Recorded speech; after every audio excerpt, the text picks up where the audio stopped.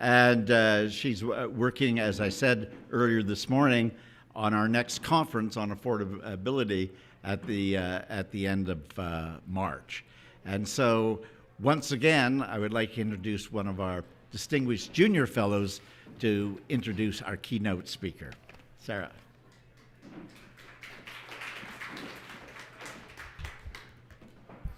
Good afternoon, everyone. As we return for our noon keynote, I would like to once again thank Massey College for hosting us and our partners for making today possible. The title of this conference asks a very direct question: a changed America, how should Canada and the world respond?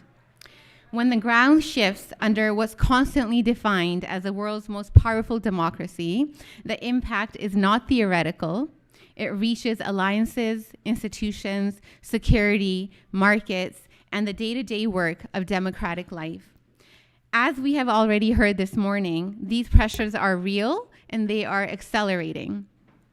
Today is built for conversations like this: serious, civil, and consequential, not sound bites and not slogans, the kind of dialogue that helps people see clearly, disagree constructively, and still move forward together.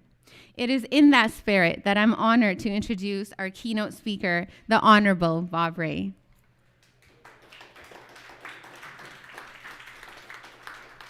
Mr. Rae recently completed his service as Canada's ambassador and permanent representative to the United Nations, representing Canada at the center of multilateral diplomacy during a period of extraordinary strain.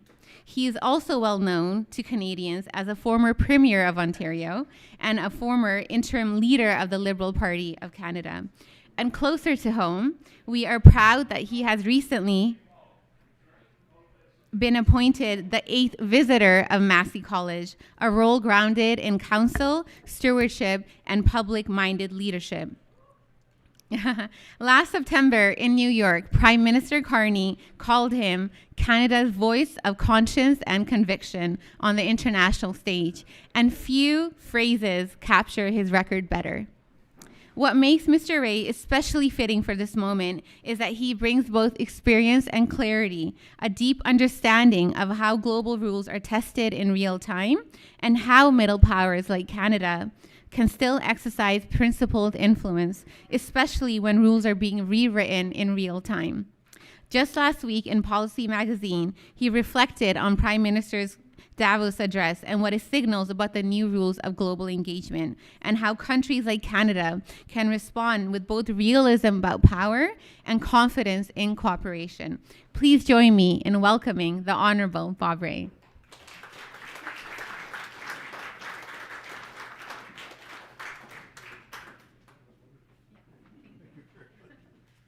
Sarah, thank you. That was very kind. And I'm really delighted to be here today and to have had an opportunity to listen to at least part of the conversation before. I was very quick to accept this kind invitation, well, partly because being unemployed, I'm quick to accept any invitation. But actually, I've been an active student of American politics and the dynamics of the Canada-U.S. relationship since I lived in Washington between 1956 and 1962. So when I was 8 years old and left when I was 14, where I attended public and junior high school in those years in Washington. And actually, I was knocked out of a Scripps Howard spelling bee because I couldn't spell the word indictment.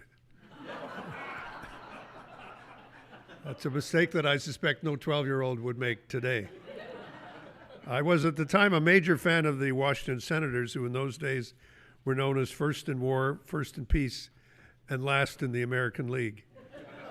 This meant that the Blue Jays win over the Yankees this year for the American League pennant was especially sweet. I was also a paper boy for all three papers at different times. In those days, kids, it was child labor. We were farmed out by our parents to bring some extra cash in. The Washington Daily News, probably one of the worst papers ever produced anywhere in the world, the Washington Star, and the Washington Post. I think back on those days, particularly in this winter time, because in those days we would always enjoy offering calendars to our customers. That's how we made extra cash, and wait expectantly for a Christmas tip. Both Richard Nixon and Estes Kefauver were subscribers, and I can only say that the Democrats were much better tippers than the Republicans. This might have contributed to my growing awareness of the difference between political parties. It was an exciting time to grow up in that city with the growing civil rights movement, the integration of the public school system, and of course the election of President Kennedy in 1960. I have to say to all of you that it is precisely because of those experiences and the feelings and images in my head of those days that it is so difficult to see the United States today taking itself on a path that is so completely different from the spirit of the past relationships that have proven so beneficial to both our countries, but also to the transformation in the United States' relationship with every other country in the world, and most importantly, perhaps, the United States' relationship, the government of the United States' relationship with its own citizens. And we have to understand that the crisis we are in is really part of a broader existential challenge that faces the American people. Writing more than 75 years ago on the island of Jura, George Orwell famously described in his last great novel, 1984, a dystopian totalitarian world where Big Brother knew our every word and even our thoughts, where large power blocks suddenly switched alliances. The world was in an endless, perpetual war, where the proles lived in dreary poverty, and even the quest for a private love affair led to betrayal and to doom. At the time, some saw Orwell's book only as a brilliant attack on communism, and it was subsequently adopted by conservative commentators as an attack on excessive state power that was a constant risk even in societies that saw themselves as free. But we now live in an age where some people seem to think that Orwell is writing a guidebook on how politics should in fact work, where propaganda, surveillance, and political lying are widespread, and where the clear objective of social media outlets and the people who own them is to create such disinformation and confusion that even the very idea of truth is denied. At the time that Orwell was writing this book, which he made clear was written as a warning and not as a recipe book or a how-to, the world has just come together at the end of World War II to try to build a stronger system of laws, rules, and norms that would protect us from the same fate as had enveloped the world since 1914. A world of conflict, aggression, economic crashes and depressions, high tariffs, colonialism and empire, and deep poverty for billions of people. I'm going to take you through a little journey through the League and through the UN. Don't worry, I'm coming back to the main topic of the day. But I'm doing so because I think it's so critically important that we locate the moment that we're in, not only as a challenge to our bilateral relationship, but also as a relationship, as I said before, between the United States and the world, and the impact that this has on us also as global citizens. The creation of both the League of Nations in 1919 and the United Nations in 1945 were a powerful expression of the desire for the better coordination of national efforts to keep peace and to encourage more cooperation in international development.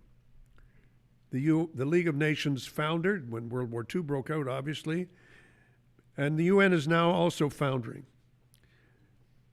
Partly because of design flaws. There's nothing perfect about the UN Charter. We hold it up, and I certainly have, because we pick certain phrases and paragraphs and provisions in the Charter as things that we want to remember. But we need to realize that there are serious design flaws in the international order itself.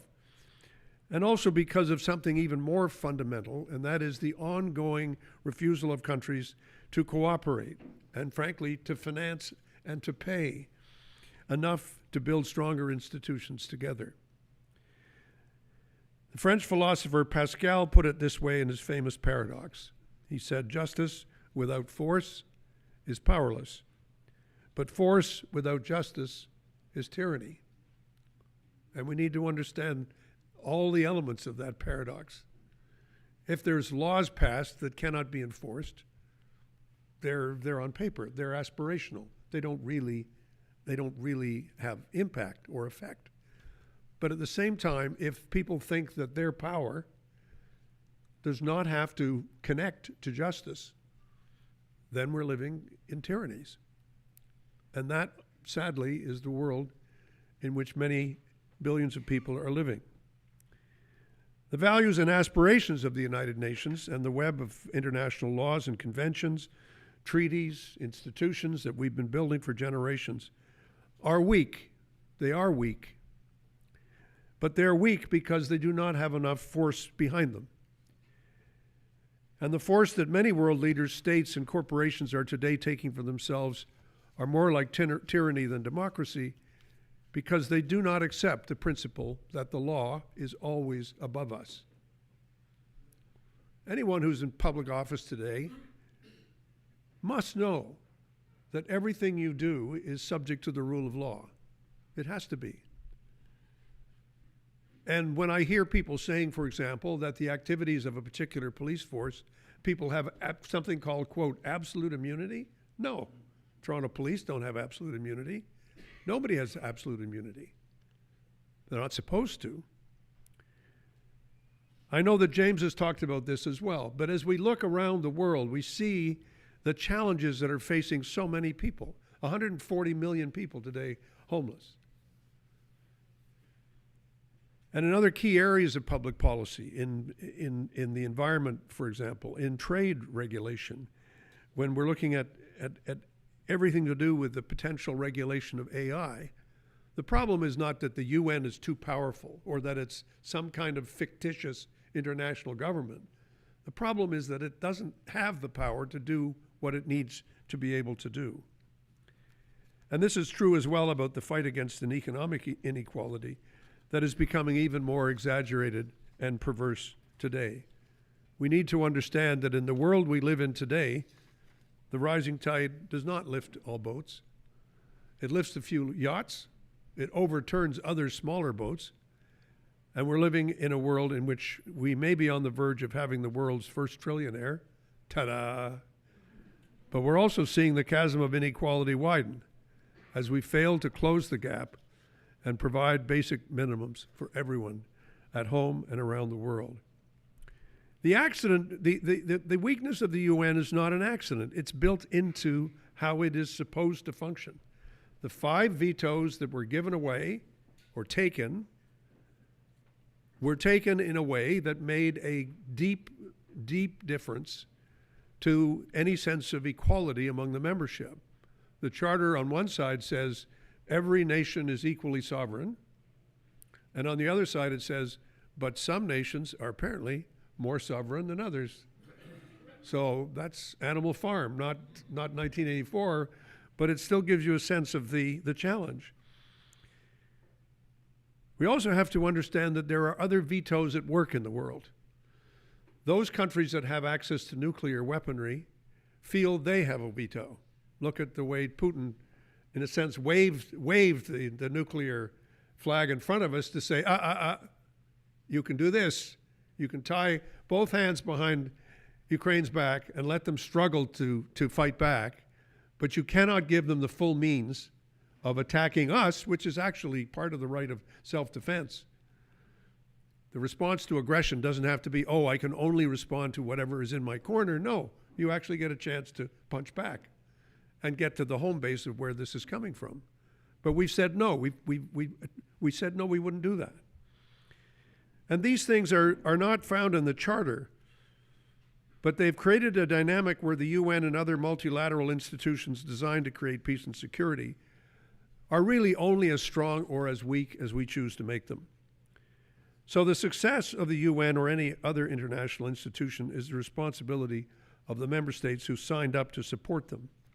And we need to know this is not just about power and the operation of defense. It's also about the fact that the UN is dramatically underfinanced. The United States is not paying its required contributions to the United Nations. It's supposed to be the largest contributor. So the budget of the UN is being slashed in ways that were never expected. And equally negative is a little veto that we all have inside our heads, don't we? Where we are taught, just get along and don't make waves. Or in my case, it was, Mr. Rae, please stick to your lane. Well, you all know how successful that effort has proven to be. But I think what the Prime Minister did in his speech in Davos was to remind us that there is a price to acquiescence. And there is a price to not describing the world as it actually is and not having the courage to say exactly what we think. It's important to remember that peace is not just the absence of conflict. It's also the presence of something else, an active thing called a sense of profound security. The active sense that justice is with us and that the bullies will be dealt with. That's what really gives security its meaning. Peace and security require architecture, institutions, sources of protection, just as surely as war requires planning, logistics, strategy, and armaments in order to have a chance of success. We've had to learn in the past, and you'd think we would know it by now, but apparently we have to learn it again, that giving into aggression, seeking to accommodate dictatorship or those with more power than we have, is actually no guarantee at all of peace or of security. In fact, we see just the opposite. Submission buys time. It does not buy peace, and it does not buy security. A person who I used to see when I was first made a senior fellow, Douglas LePan, I used to see him walking across, that wonderful hat that he had on. He described the importance of the courage of his own generation, the generation that had the courage to go to war, in facing down evil, as he memorably put it in his unforgettable poem, and if you haven't read it, you should, called Dancing in the Dark. It's the story of two young Canadians who had the courage to join the SOE and were captured by the Germans and tortured. And this is what Douglas said. He said, "Without a core of courage, how can anything be achieved? How can anything be built? And courage shadowed by weakness may be the most precious of all, since it carries sweetness into the heart of the building. It carries it like honey into the hollows of the honeycomb." Canada is not a superpower, but we should not make the mistake of thinking that we are without power and without influence. This, to me, is the essence of what the Prime Minister pointed out in his speech to Davos. And he was not just speaking to Canadians, he was also speaking to other countries that say, oh, we'd like to be able to do something, but we really can't. It's just not possible.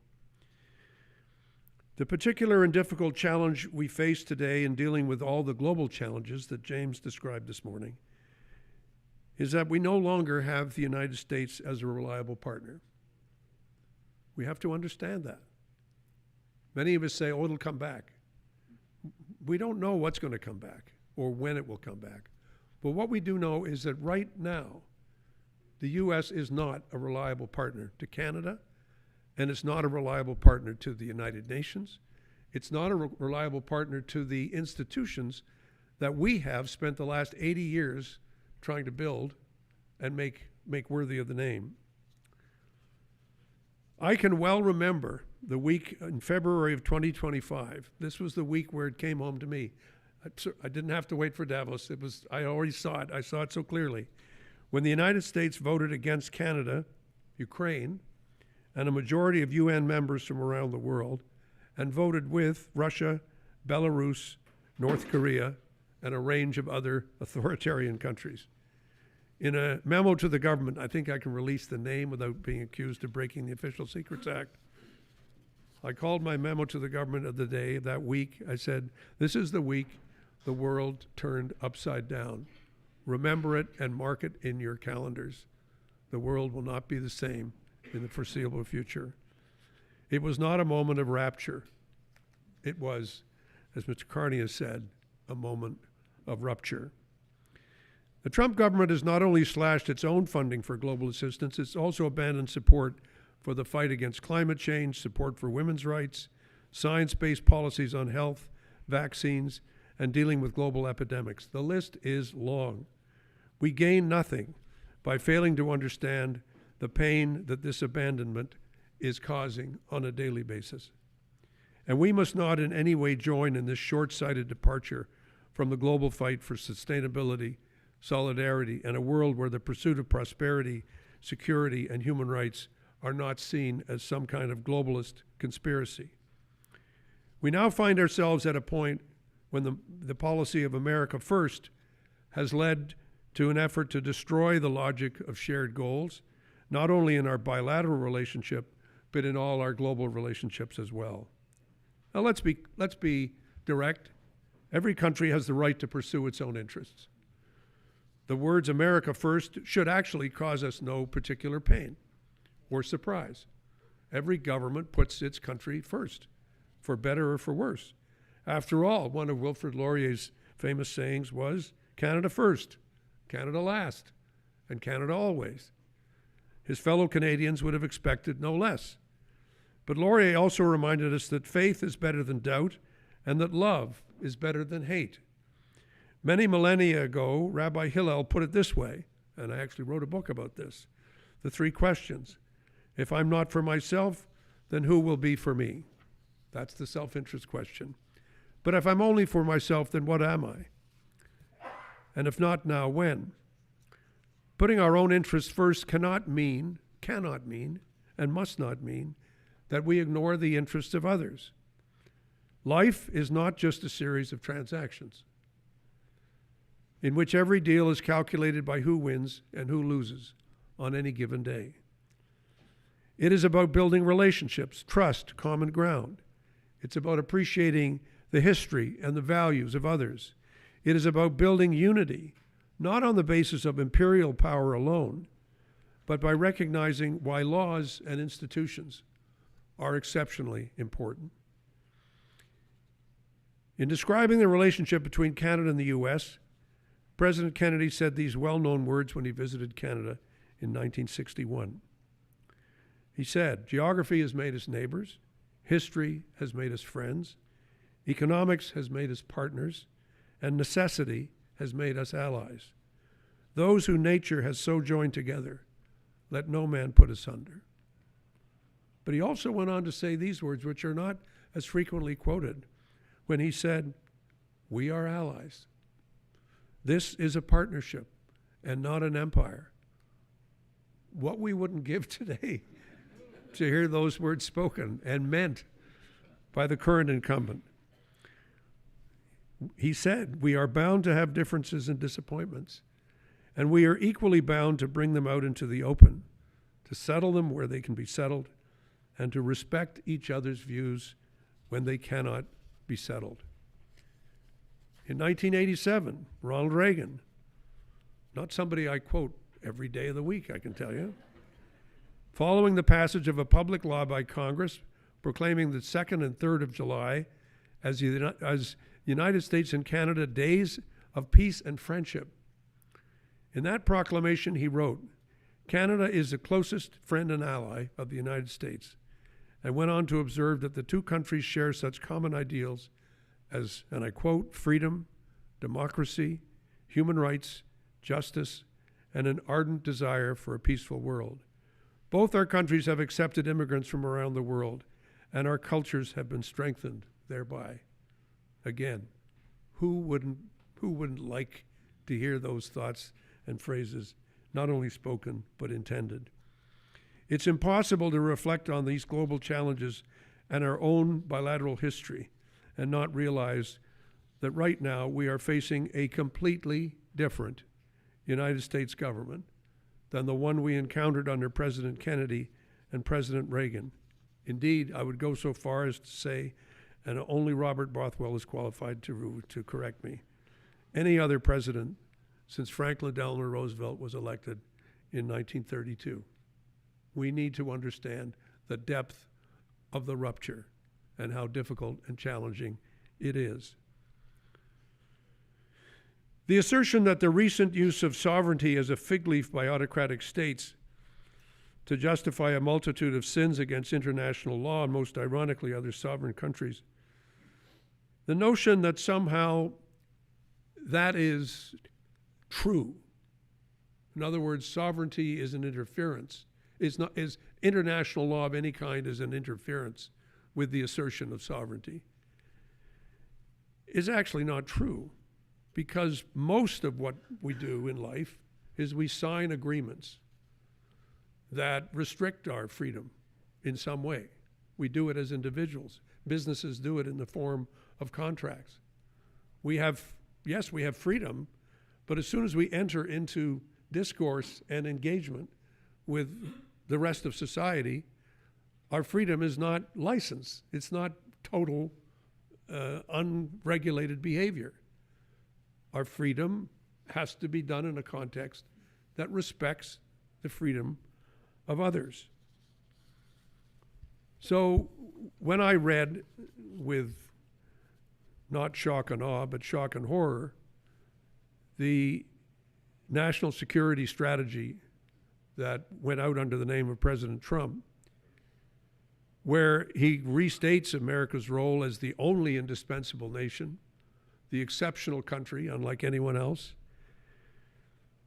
rejecting the foundational treaties of the post-war multilateral order as a grievous error because they, quote, and I'm quoting from the document, they lashed American policy as a network to a network of international institutions, some of which are driven by outright anti-Americanism and many by a transnationalism that explicitly seeks to dissolve individual state sovereignty.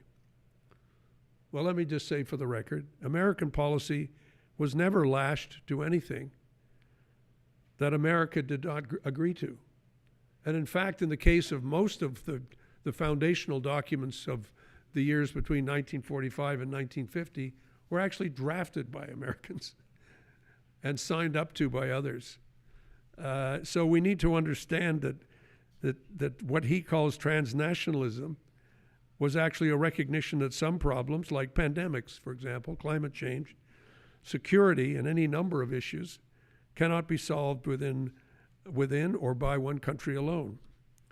This was the vision that was shared by Churchill and Roosevelt after, it must be said, some very tough negotiation between the declining imperial power and the rising imperial power. That marvelous document called the Atlantic Charter that was signed off the coast of Newfoundland in the summer of 1941. It was then signed by other allies like Canada in January of 1942 after the attack on Pearl Harbor.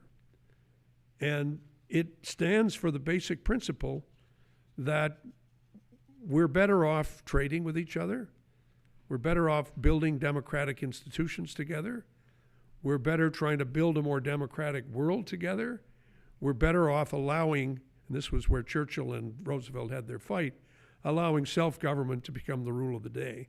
Because you remember Churchill had famously said he would not preside over the dissolution of the British Empire. In fact, he didn't. He waited. We had to wait for Harold Macmillan to finish that off.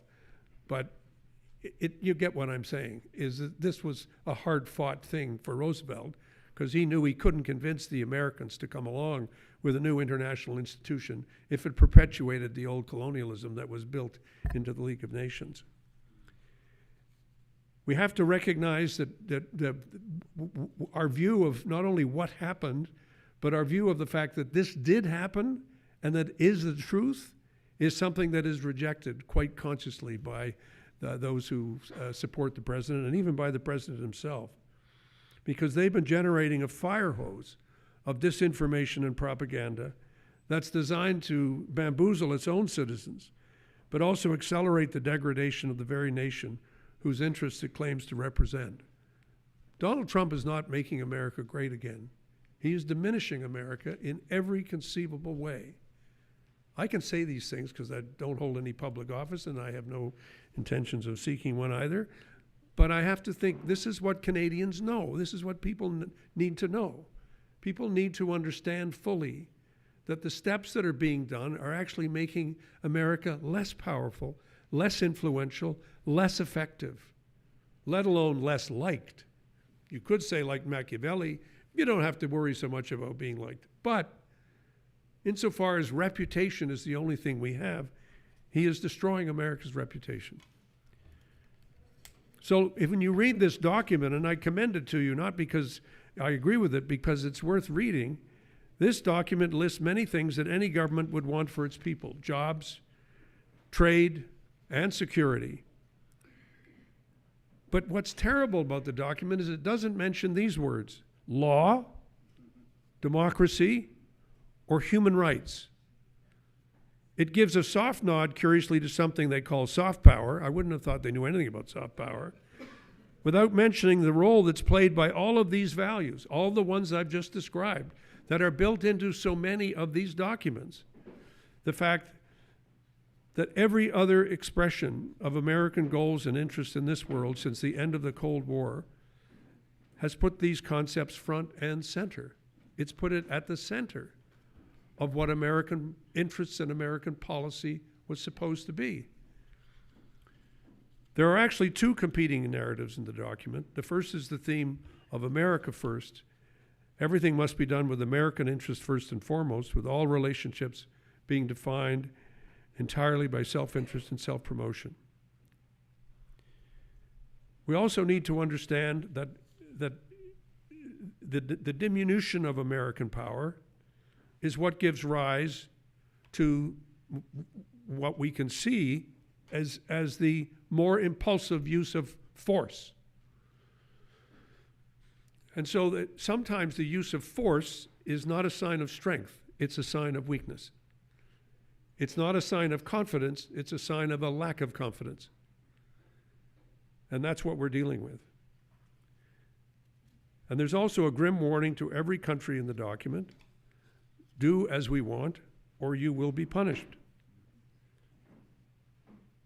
Only 6 weeks ago, the document, when I first discussed it with some colleagues in the Department of Foreign Affairs, they said, "Oh, don't worry about it. It's just them going off, and it's not going to really have any big impact.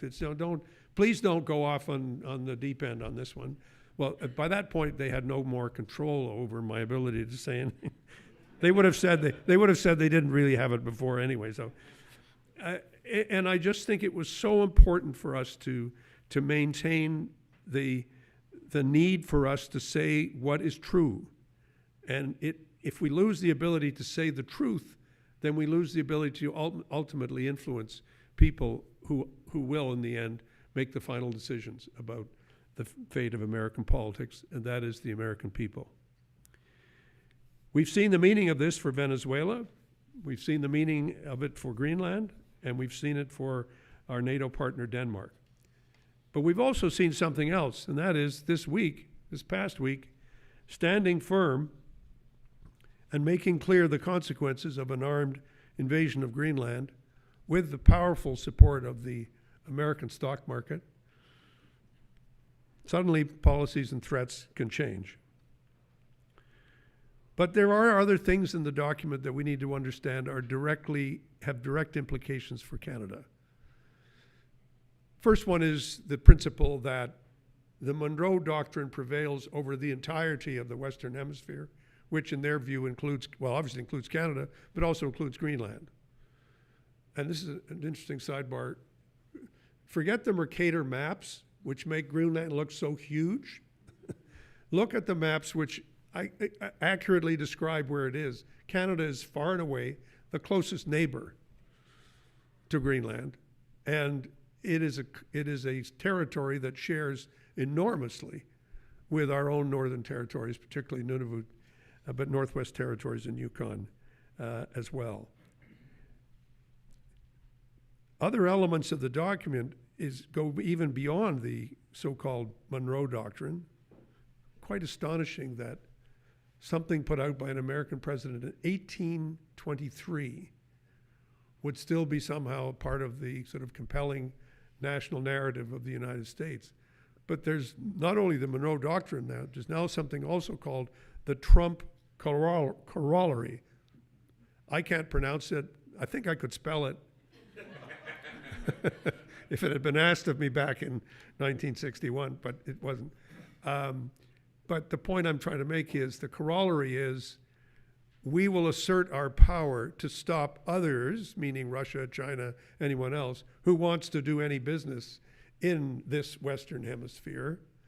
And any country in the hemisphere that engages in these bilateral relationships will be punished, which is part of what the Scott Bessent corollary of the corollary was in Davos last week, where he said, well, Canada could only expect to get the response it's going to get from the United States because you're doing business in China and you're going to allow China to dump into the United States, none of which is true. The Prime Minister had to point that out yesterday when he said, this is not what we're doing and this is not what was implied in any one of our agreements. But like many other things, it is troubling when the United States goes further and says, we are going to support any political parties or movements in those countries which are aligned with the goals of the Trump administration. People thought that was pointed at Europe and support for all the right-wing parties that, according to the American notion or the Trumpian notion, are going to restore those countries to greatness. But it's very clear now, it should have been clear before, but it's very clear now, those remarks are also addressed to those who would break up Canada, whether they live in Alberta or whether they live in Quebec, to say we will be supportive of any efforts to weaken a government that we think is not prepared to do business with us the way we think it should be done. These challenges are enormous for Canada. I want to just sort of say a couple of things that reinforce some of the comments I heard on the panels this morning. We are in a moment of challenge that is more difficult than anything we've faced in any of our lifetimes. Because while we could say, yes, the war was our existential challenge in 1939 or 1914, actually, we were directly involved and engaged, but it was not something that was an attack that was coming directly at us. The moment we are in is an attack that is directly at us. Is it a military attack? No. Is it intended to undermine the strength of our institutions? Yes. Is it intended to undermine the strength of our economy? Yes. Is it intended to reduce the prosperity, independence, and sovereignty of Canada? Yes. And this is not a theoretical threat. This is happening today. We need to understand that even though, and this is something that people say, including the Prime Minister says it, but I think we also have to understand something. It's all very well to say we have the best trade deal. Yeah, so far, it's sort of like asking a guy who jumps off the 52nd floor, you see him out the window on the 27th floor, he's saying, how's it going? He says, well, so far, it's okay. So far, I don't feel a thing. We need to understand that it's coming right at us, and we're experiencing it now. The best example was actually in the Globe Business section 2 days ago, where they look at, well, what's the cost of America undermining our supply chain and telling American owners of companies in Canada that we would rather you do business out of the United States and not do business in Canada. That's not just a message to American investors, it's a message to every foreign investor in Canada.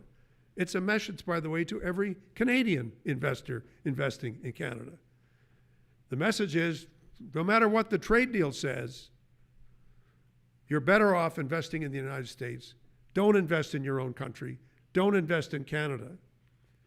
And that's already having an impact on our industrial structure. I say this because I don't want to go on too long, but just by way of personal background, as some of you may recall, some of you may choose not to recall, but I was active in politics in the 70s and 80s during the time of the free trade debates, and I became premier just after the free trade agreement took its full effect in 1990.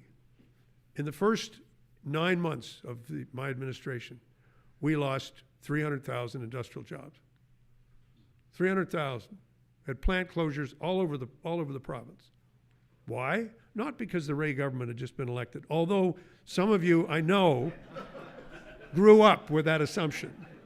And some of you looking around, even propagated that assumption. But it's not true.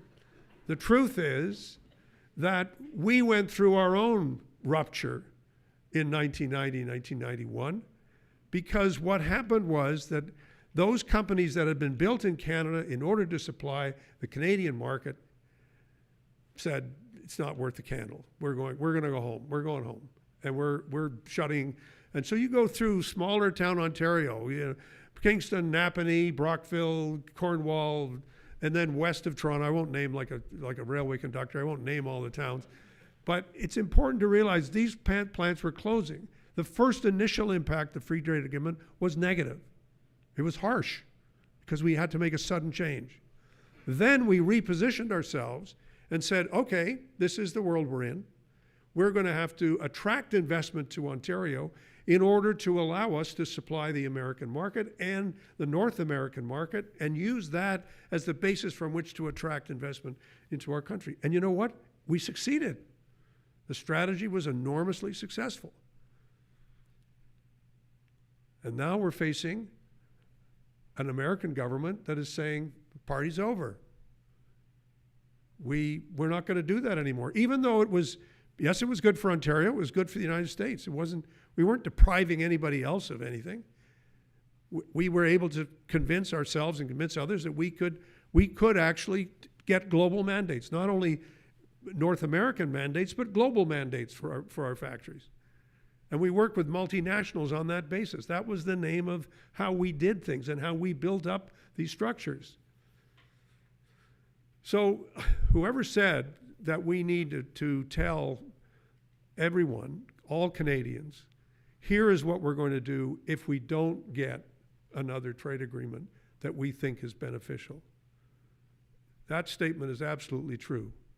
We need to know what is the strategy that we are going to pursue now, whether or not we have a trade agreement.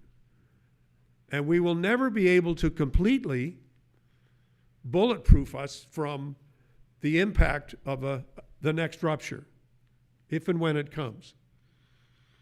But we need to know that the strategies that the Prime Minister has set out are the right strategies. And this is not a partisan thing. This is not just saying the Liberals are right about this. This is about saying we have to build our domestic market, we have to strengthen it, we have to get rid of the interprovincial barriers to trade. I can't stand the Doug Ford ads that say protect Ontario. This is taking us back into a world we don't want to get in there. I don't want to protect Ontario. I want to protect my country. And I think that's something we need to understand. A bottle of rye that's made in Manitoba is just as good as a bottle of rye that's made in Ontario. And we need to understand the implications of continuing to take these narrow distinctions between provinces. Cost us a bundle. They cost us a ton of money, and they cost us the ability to get on with what we need to get on with building not only stronger trade patterns, but also building up our infrastructure, creating national projects. Yes, strengthening our investment in R&D, strengthening and taking more seriously the work we have to do to build new partnerships. It would be great if the energy for this came from the Canadian business community, but I haven't seen it yet. I don't see it. So it has to start to come from governments and from universities and from others who are committed to building what has to be built and for getting on with that challenge. The government also has to be clear. When President de Gaulle came to Canada and chose to weigh in on issues of our national sovereignty, some of you may remember that, the Canadian government asked him to leave. Mr. Pearson had to remind him that there were too many Canadians buried in France for us to tolerate that kind of indignity. Others need to be told the same thing. Tens of thousands of Canadians were killed and wounded in the First and Second World Wars, in Korea, on peacekeeping missions around the world, and most recently in Afghanistan. Our special forces have been an invaluable part of missions in Iraq, Syria, and in the Middle East. To have the President of the United States talk snidely about our troops serving at the back is to spread a lie. The President of the United States is lying. Somebody said he shouldn't have said what he said. No, I said what he said was intentional, and what he said was a lie. And we need to start talking that language, even if our elected leaders choose not to. I choose to use it all the time. Because all Canadians need to hear loud and clear this message from our political leaders. And Donald Trump needs to understand the depth of the ill feeling that he has created by spreading these lies about Canada, about our bravery and our independence.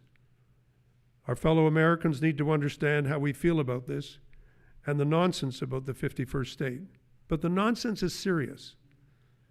He would like to annex a much weakened country. He does want our water. He does want our resources. And it would be, as he put it, simpler if he could do that as somehow the leader of this country. We all know that this is not going to happen because we're not going to let it happen. But we also need to know that the things that he is doing can have a negative impact on Canadian public opinion.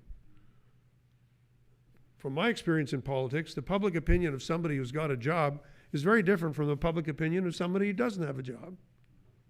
And we need to understand that. This is why this nefarious exercise of weakening us is such a threat to our national security, to our national prosperity, and to our national interest.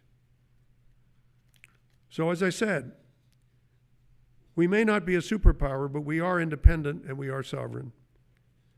And we have chosen to support global and regional institutions because of our awareness that it's only by pursuing mutual interest and the shared goals for the planet that we can actually advance our own interests. Canadians sort of know that. We understand this is how the world does work. We're not interested in the pursuit of dominance, although we were for a time in relation to Indigenous people in the country, but I think we're getting over that.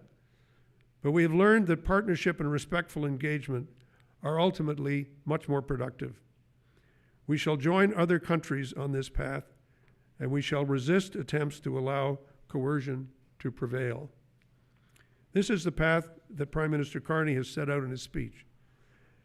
Building our resilience at home, strengthening the domestic market, seeking new markets, and strengthening partnerships around the world. I was so glad to hear my friend Charlie McMillan talk about that this morning in looking at the ways in which we can look at these markets, emphasizing the role that many different partners can play. Middle powers, the term that John Holmes used 80 years ago, and recognizing that multilateralism, the rule of law, and respecting rules are not just ideas, they can be kept real and they can be made real.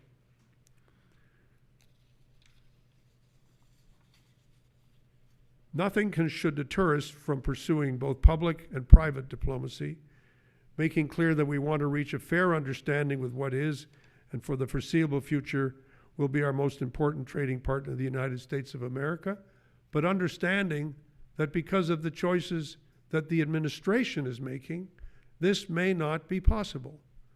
It may not be possible in the short term for us to negotiate an agreement that we would say, oh good, thank God, we can breathe again.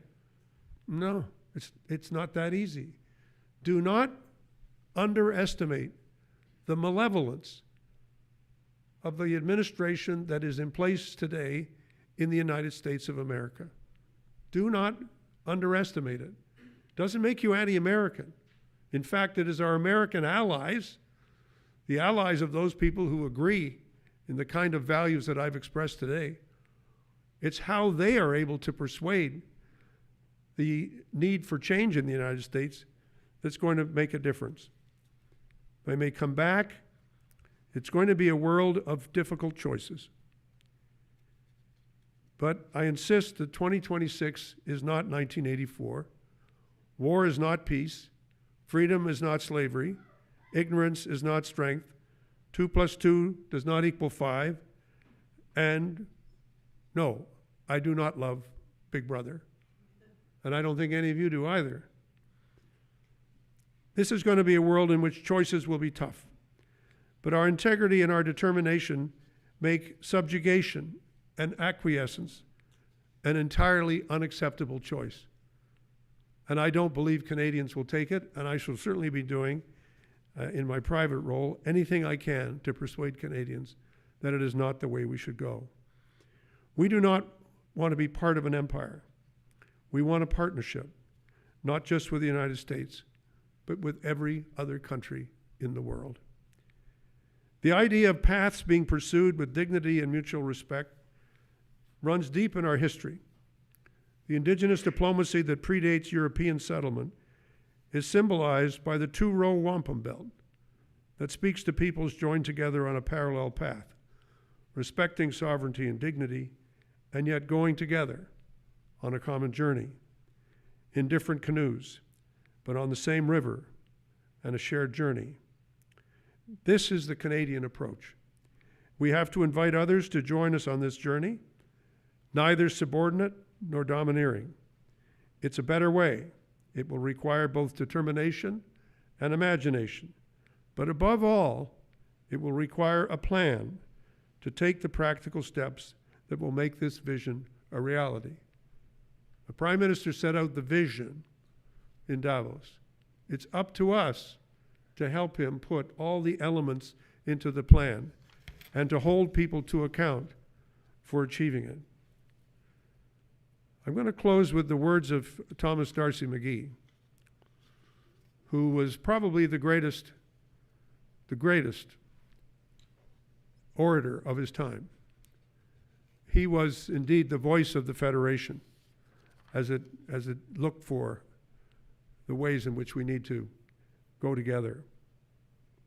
And I think we are in that kind of moment now as a country where we need to recognize that just as some of Canada's greatest ideas and certainly Canada's greatest awareness of itself came out in the course of those debates at Confederation, where we understood we were at a moment. We were at a moment where we had choices to make and things to do as a country. I know from my experience at the UN that there are many countries that want to join us in this new era of partnership. From polar ice caps to every continent, there are people and countries who are seeking to build stronger ties with us.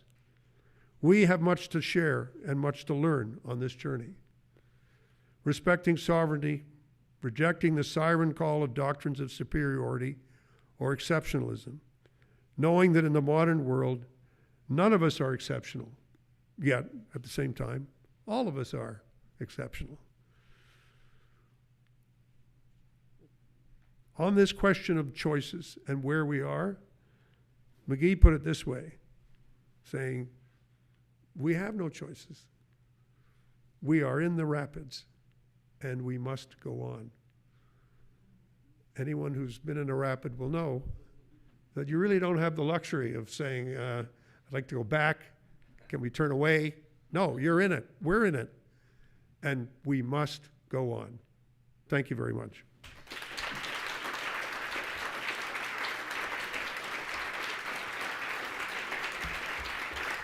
Thank you.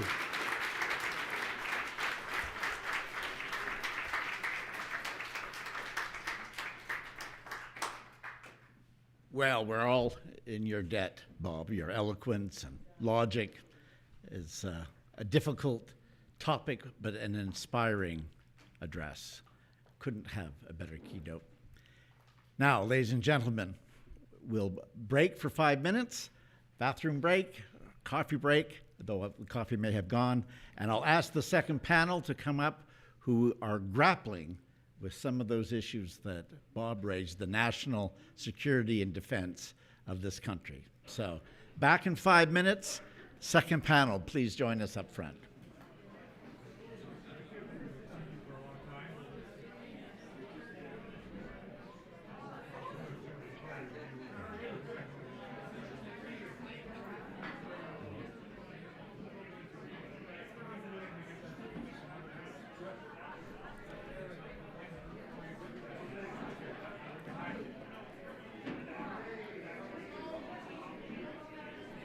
Great, eh?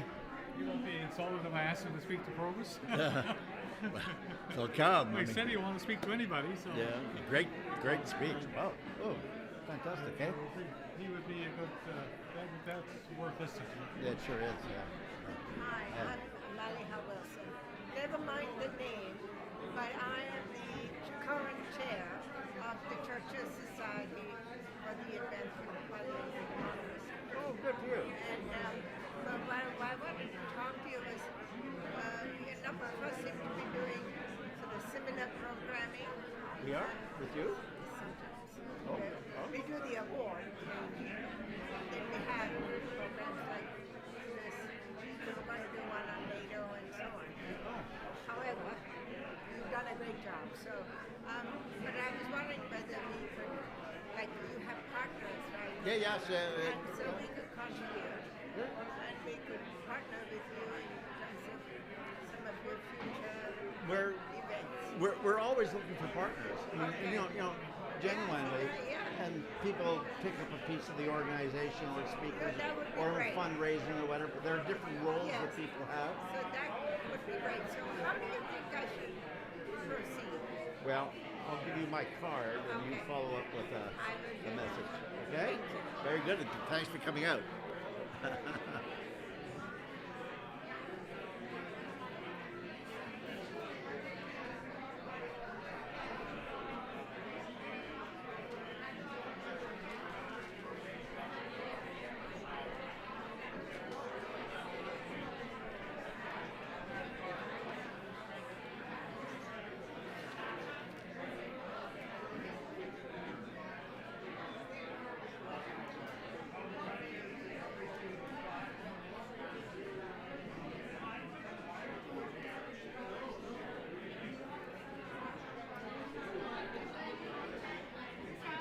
My name's Aya. I'm Charlie's daughter. I was the one that reached out to you about the video.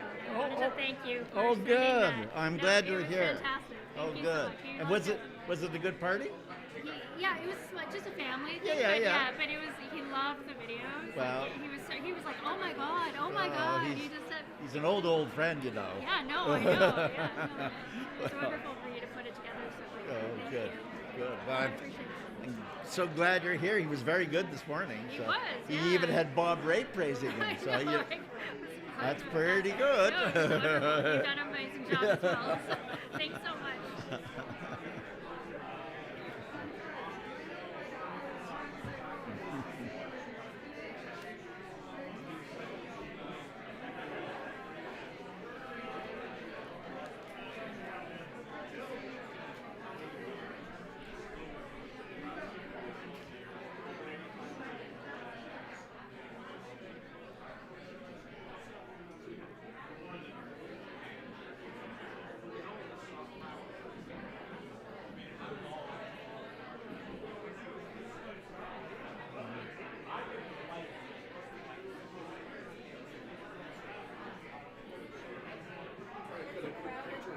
Yeah.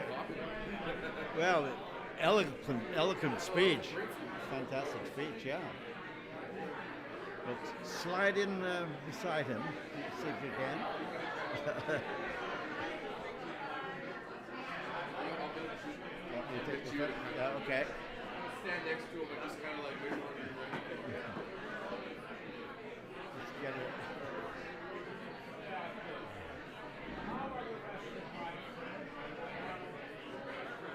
How are you doing?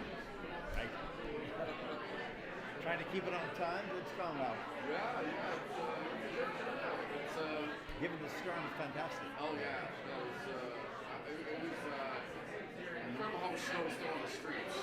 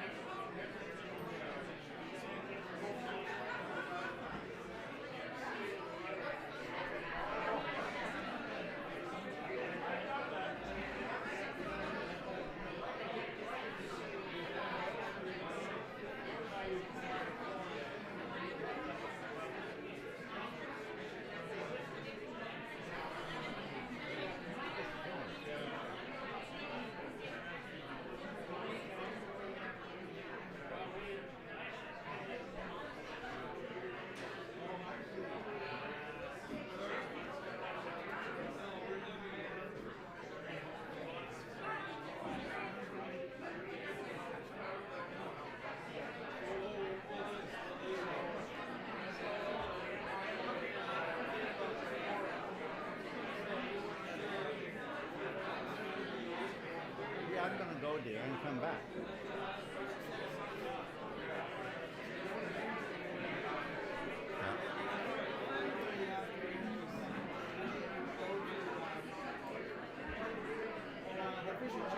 Oh yeah, okay. Okay, I got to get this underway now.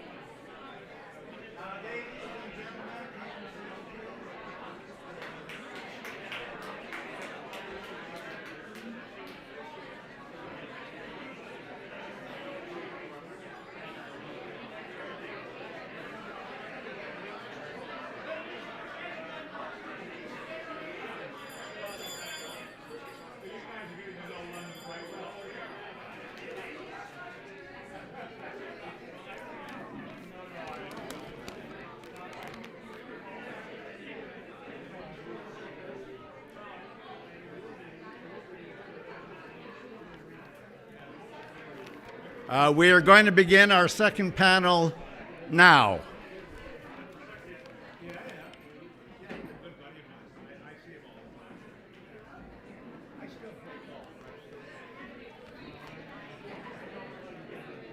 Ladies and gentlemen, we're beginning our second panel now. We've had a lot of reference to Mark Carney's speech. We've just heard another brilliant one by Bob Rae.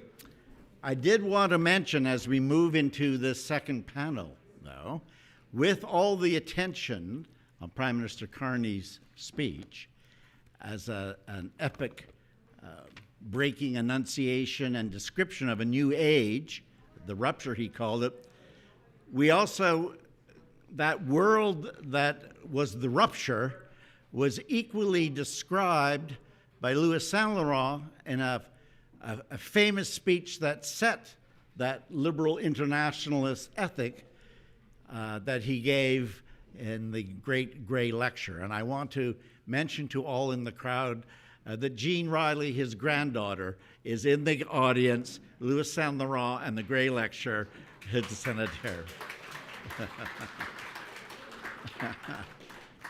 So, ladies and gentlemen, it's my pleasure to introduce Beth Fisher, who is a professor at the University of Toronto, Wordsworth College, formerly at the Monk School, and particularly interesting, there was reference by Bob Rae to Ronald Reagan, and she is a specialist in President Reagan and his impact on the Cold War, and an acute follower of Canadian-American relations. And to hear President Reagan praised at Massey College might have been a first, Beth. So with that, I'd like to introduce you to introduce your panel.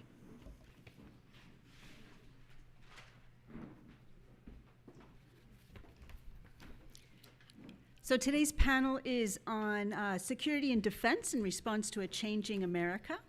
And we're going to have, I'm going to introduce all three speakers now, and they'll come up in order. They'll each speak for about 10 minutes, and then we will have lots of time for Q&A, because I suspect there's going to be lots of questions for this hot topic. First up will be Kim Richard Nossel. He's a professor emeritus in the Department of Political Studies in the Center of International Defense Policy at Queen's University.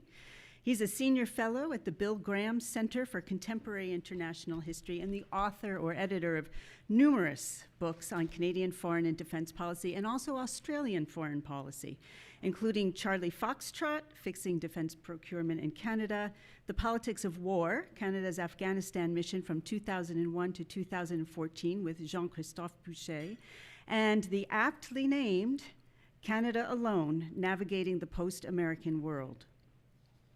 Eugene Lang will speak second. He is the interim director of the School of Policy Studies at Queen's University, where he teaches in the Master of Public Administration program.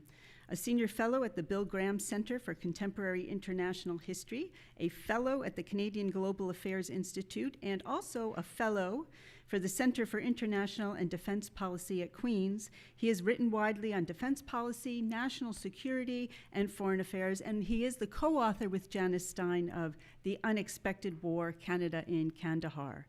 In the early 2000s, Lang was the chief of staff to 2 ministers of national defense. Third will be Jack Cunningham. He's a fellow and assistant professor in the International Relations program here at Trinity College at the University of Toronto. He's also the program coordinator at the Bill Graham Center for Contemporary International History. Jack has published on the 2003 invasion of Iraq, the conflict in Afghanistan, Canadian nuclear weapons policy, and the Kosovo War. He is co-editor with John Meehan of Chrétien and the World, Canadian Foreign Policy 1993 to 2003. And with that, Kim, I'll invite you up to the podium.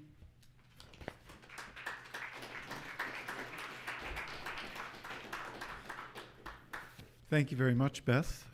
I want to thank the organizers for having invited me to participate in this panel, which has been set up so nicely by Bob Rae, because the focus of Mr. Rae's remarks leads inevitably to the question of how does one defend against these threats to Canada. When we talk about Mr. Carney at Davos, we tend to forget the fact that he has been articulating this particular notion since the early part of 2025.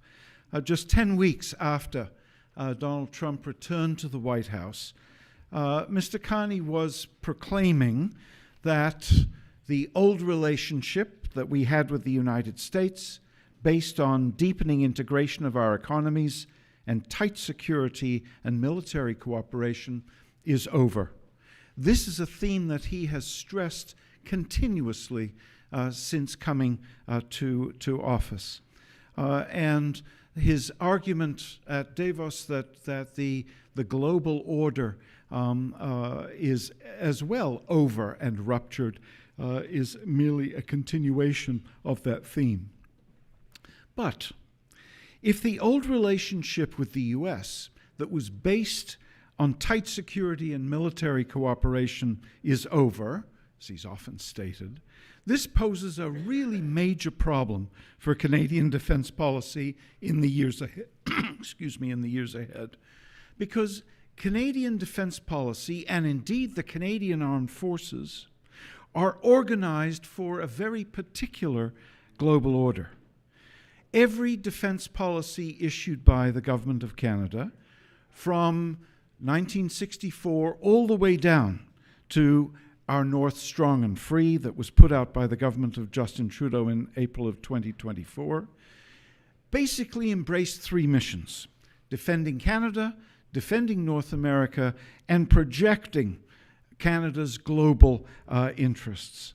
The wording in each iteration of those policies might have been different, but the missions themselves, those 3 missions, never changed. But all of those missions assumed a United States that was the leader of a rules-based international order. It assumed that the United States was a multilateral-minded hegemon, one that believed in the idea of national sovereignty and the equality of sovereign states.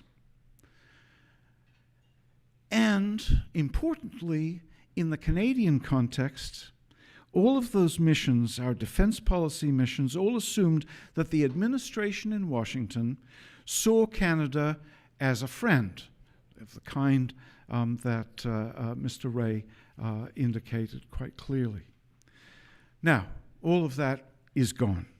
The Trump administration clearly has no interest in rules, no interest in global leadership, much less global governance, no interest in multilateralism, no regard for national sovereignty, much less the equality of sovereign states.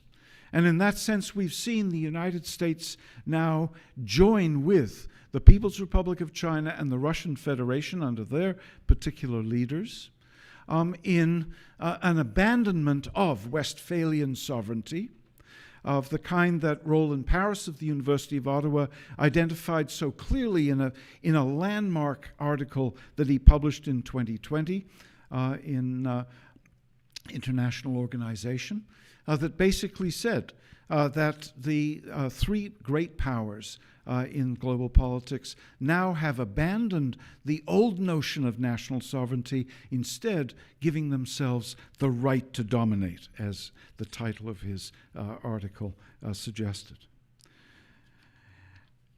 Importantly, so too has the element of friendship in the Canada-US relationship largely disappeared. Canada is now regarded by the administration in Washington in largely negative terms, either as a source of the opioid crisis that has been plaguing the United States, or as a contributor to unfair trade, or as a defense-free rider. However, what has not changed at all is Canada's geostrategic location. And as a result, the same dynamic that led Canadians to accept the logic of a continentalized air defense command in the 1950s still prevails. What Neil Zorvik, back in the 1970s, called defense against help. In other words, basically, Canada needed to do what was necessary to forestall the Americans doing it for us. That notion of defense against help is still around. And indeed, as Pete Hoekstra, the present ambassador of the United States to Canada, reminded us so clearly, that recently, as he said, if Canada does not acquire all of the F-35s that the government ordered, the U.S. would have to make that capability gap up by flying United States Air Force F-35s in Canadian airspace, basically giving rise to the same defense against help that Neil Zorvik talked about some 50 years ago. So the old relationship, based upon tight military cooperation, may be over. But when it comes to defense policy, the administration in Washington is unlikely to allow Canada the luxury of trying to reduce its vulnerability on the United States. Instead, what we're likely to see in the next decade is a continuation of those tight military ties that will bind Canada and Canadians to the defense needs of the United States, whether it be in the defense of the continent or in anti-missile defense schemes like the Golden Dome.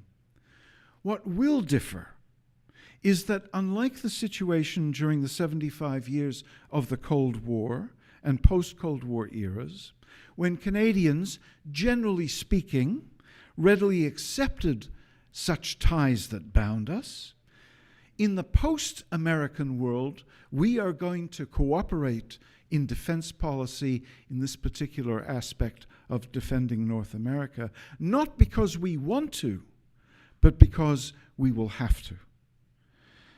However, while we might be forced into cooperation in North American air defense, what we can do is to try and shape the other two defense missions, the defense of Canada and the projection of Canadian interests globally, that we can try and shape those areas in defense policy as autonomously as possible, rather than shaping them, as we did during the Cold War and post-Cold War eras, as adjuncts to American defense policy. Now, this will not be easy, since there are deep inertial obstacles at work that would make creating an autonomous defense policy difficult to achieve.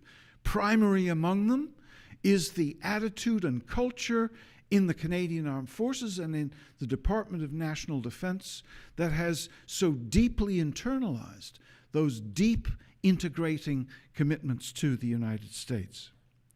But seeking an autonomous defense policy where we can is surely how we come to grips with the change in American attitudes towards the world. In short, it's possible that in defense policy, as in other policy areas, Canada will have to employ what Prime Minister Carney in Davos called variable geometry in order to forge a new relationship with a changing United States. Thank you very much.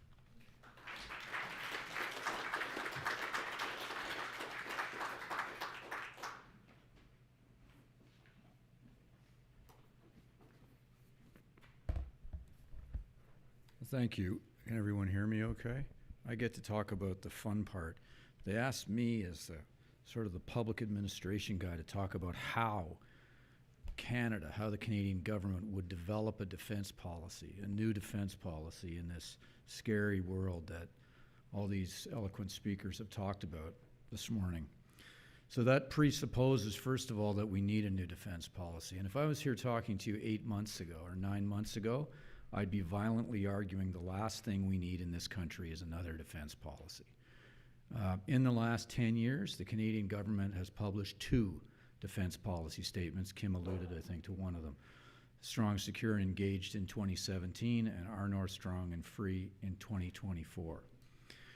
My own view I've held for a long time is we need to spend a lot less time writing defense policy and a lot more time implementing it in this country. Neither of those 2 policies have been anywhere near fully implemented. So that's what I'd be telling you if I was here 8 or 9 months ago. However, 2 things have happened in the intervening 8 or 9 months that have caused me to change my mind. I don't like changing my mind, but I have changed my mind on that. One of them is what's going on with Trump. I'll get to that in a minute. But the first one actually happened across the street right here on the 9th of June in the Monk School. When Prime Minister Carney showed up and gave a very important speech, and I happened to be at that speech, 9th of June last year, where he announced that Canada would increase its defense funding to 2% of GDP immediately, not in 5, 10, 15, 20 years, as previous governments had said, immediately. And by immediately, he meant within this fiscal year, 2025, 2026, meaning a $9.3 billion immediate injection of new funding into the Defense Department. That in and of itself rendered the 2 previous defense policies obsolete in my view. A week or so later, he went to the NATO summit and he made a commitment along with another number of other NATO allies to increase defense funding to 3.5%, core defense funding to 3.5% of GDP by 2035. So that, in my view, causes a requirement for a rethink of defense policy. But then, of course, in recent months, we have the activities or actions of the President of the United States. It's one thing to talk incessantly about wanting Canada to be a 51st state and put maps up to that effect. It's another thing to threaten Greenland the way he has over the last number of weeks in particular. And it's another thing, of course, to invade Venezuela and topple its government. But as Ben points out, America has a long history of doing those sorts of things in Latin America. But it's another thing to write this down, and a number of people, including Bob Rae, have talked about this national security strategy. I want to read one sentence out of that document that I think says it all. Quote, the National Security Council will immediately be, the National Security Council, that's a bureaucratic organization in the United States government. Some refer to it as the committee that runs the world. There was a famous book written with that title a number of years ago. The National Security Council will immediately begin a robust interagency process to task agencies supported by our intelligence community's analytical arm to identify strategic points and resources in the Western Hemisphere with a view to their protection and joint development with regional partners. Hannah Arendt famously used the phrase, the banality of evil. I regard that phrase, that sentence, as the banality of belligerence. The translation of that bureaucratic language essentially amounts to this. Any resource or any so-called strategic point in the Western Hemisphere is Donald Trump's if he says it is. And that includes Canada. And it will be subject to American protection, just kind of like a mafia protection racket, if you will. And that includes Canada. Now, a number of commentators in this country took comfort in the fact that Canada is not mentioned in the national security strategy. A number of countries are. I think it's staggeringly naive to think, given what we've seen from the U.S. government vis-a-vis Canada and other countries, allies, over the last few months, to think that that strategy and that so-called Trump corollary does not apply to Canada. It does. So that, of course, requires a fundamental rethink in defense policy for the reasons that Kim's given. But I'll make an even sharper point on that. The unstated assumption, and it's unstated because it did not need to be stated, for 80 years, the bedrock assumption of Canadian defense policy is that the United States will not only work in partnership with Canada in the defense of North America, and that the United States will not only defend Canada's territorial sovereignty if push comes to shove, but that it would do so in Canada's national interests, consistent with Canada's national interest. Those bedrock assumptions, in my view, no longer apply. We have never done a defense policy review with anything but those assumptions, that basic assumption in place, so that it isn't even a discussion in the context of these reviews. I was involved in one 20 years ago. I've followed them and read about them over the years, these policy reviews that we do. That core assumption doesn't need to be discussed. Everything flows from that basic assumption. Just as an anecdote, I can remember when I worked in the Defense Department 20-odd years ago, I was in the National Command Center one day, and some senior officer said to me, you know, from time to time the U.S. Navy violates our sovereignty in the high Arctic. They'll send a nuclear submarine and violate our sovereignty. But don't worry about it, because they always do us the courtesy of telling us in advance that they're going to violate our sovereignty. So you don't need to worry about it. I wonder today if when they violate our sovereignty, they tell us. I'm doubtful about that. So we've never developed a defense policy in that context. In the context we're in, as Bob says, everything's changed. It's a rupture, as the Prime Minister says. And how do you do it? Well, if we look to the past, the normal way we conceived of, developed defense policy statements, or we used to call them white papers in this country, would take about a year and a half. There'd be a very intense, what we call in Ottawa, interdepartmental process, led by the Department of National Defense, not by the military. Defense policy is the purview of civilians. That's in the statute, the National Defense Act.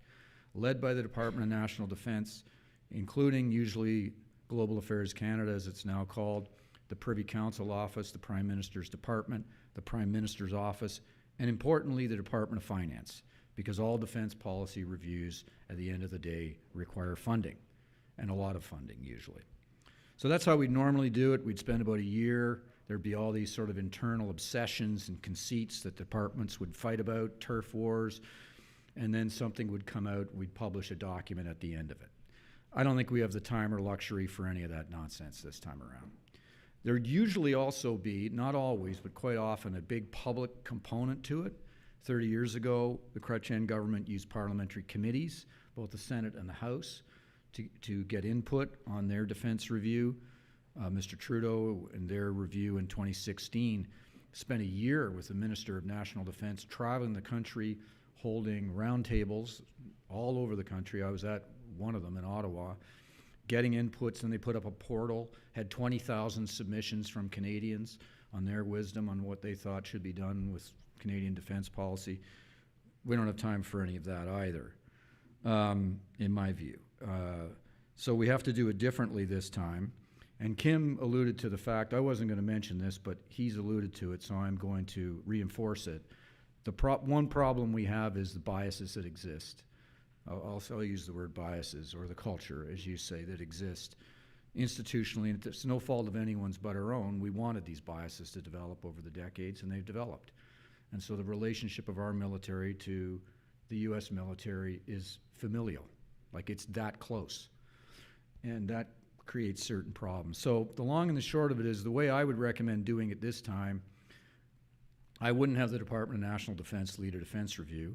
In fact, I wouldn't do a defense review at all. I'd do a national security review, which will involve many more actors in the play than is normally in a defense review, because the threats we face go way beyond military threats. We've heard about this morning. Bob Rae was talking about potential threats that could disrupt referenda results or elections in the provinces. We have disinformation, that problems and threats that are affecting our democracy in ways we don't understand. All this to say, there's a very broad range of threats that fall under the general rubric of national security more than national defense. So as you subsume the defense review within a broader national security review, and you lead it not by the Department of National Defense, but by the Prime Minister's Department, the Privy Council Office, which supports something called the National Security Committee of Cabinet.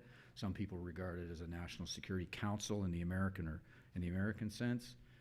And by the way, that's how we did it last time. The only time we've ever done a national security review in this country, and Terry and David will remember this, was in the Martin government in 2004, 21 years ago, 22 years ago now, and that's how it was done. It was led by the Privy Council Office, pulled all the actors together, produced a document, published the document at the end of the day. That's the final thing I think is a challenge here. Anything you do in the open right now that is meaningful and addresses these really root problems we have with the United States is going to be problematic in and of itself, because the president will intervene in our internal affairs in a way that we don't need and shouldn't tolerate, but that's likely to happen. Should there even be a published document at the end of the day, I'm not so sure that that's even a luxury that can be entertained this time around.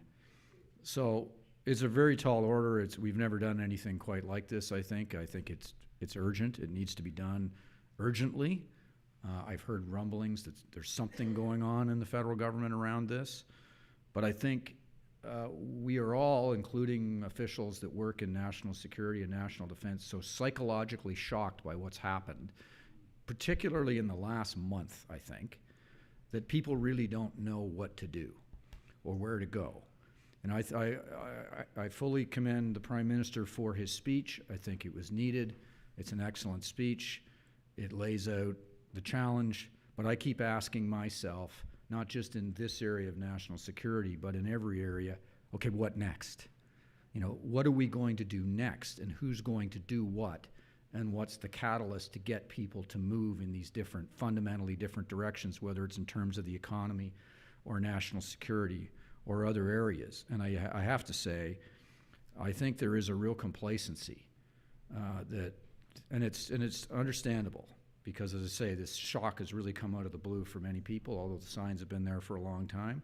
There is a complacency that I see out there all across the society. In the business community, they want to double down on the Canada-U.S. economic relationship. That's what I hear from business leaders in the media and others. So hopefully we can shake ourselves out of the complacency, and in this area of national security really plumb the depths of it and get at some of the big structural threats, not just the United States. There are many others that we haven't looked at seriously and systematically as a government in over 20 years. It's long overdue. But having the United States as a part of that threat assessment is something completely new, which was never been done in the past. Not to say it can't be done and not to say it shouldn't be done, but it's going to be a challenge, and I don't envy those in the Government of Canada who will be tasked with that challenge. Thank you very much.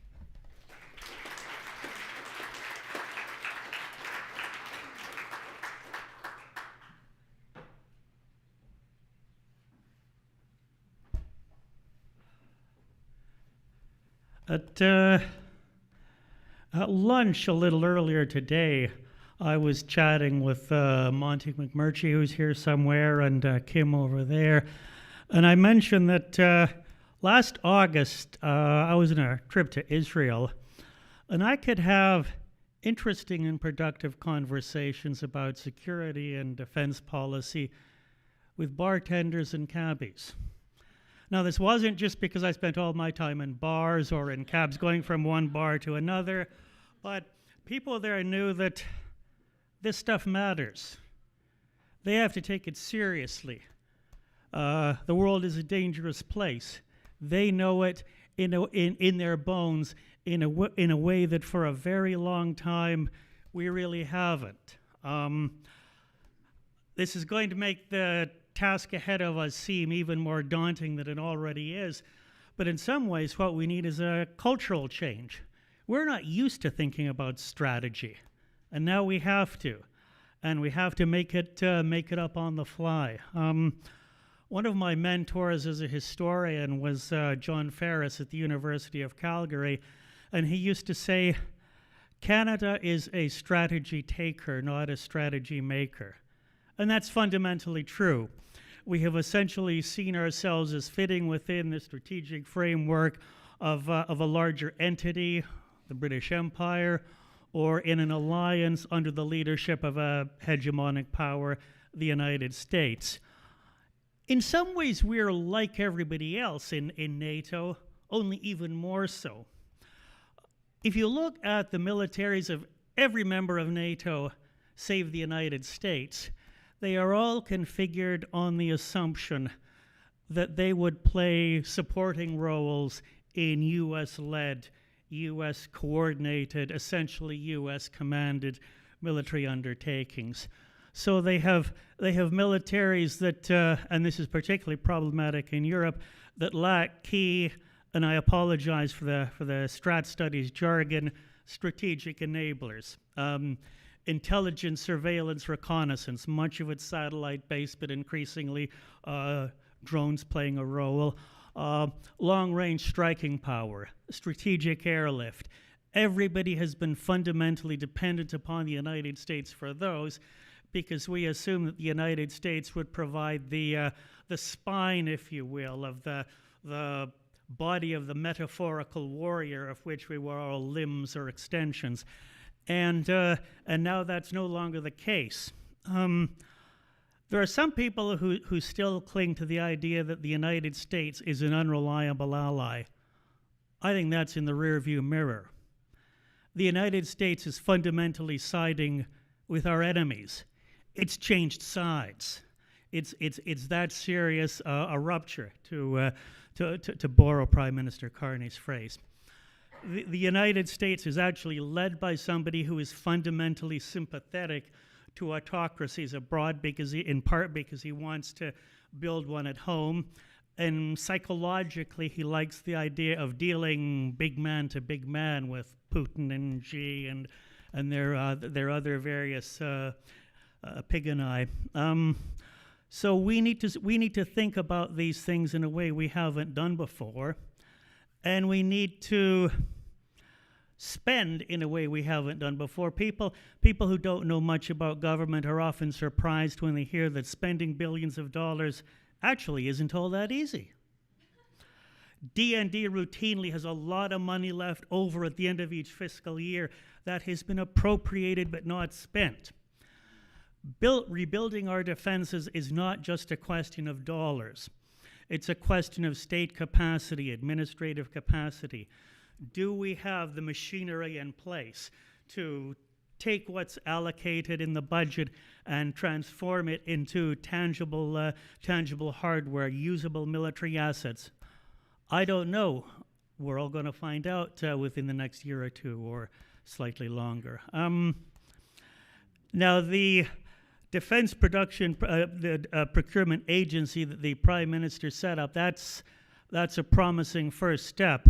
But I'm worried about exactly how it's going to function, what its remit is, to what extent it may still be constrained by the protocols of Public Works and Services Canada.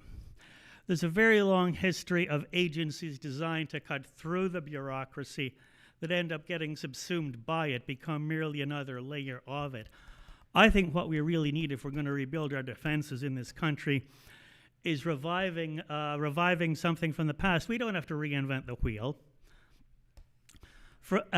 between the outset of the outbreak of the Korean War and 1969, we had something called the Ministry of Defense Production.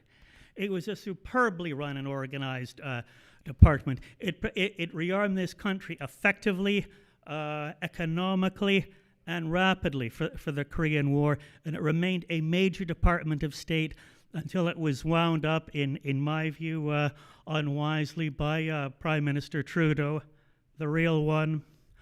And sorry, I had to get that dig in.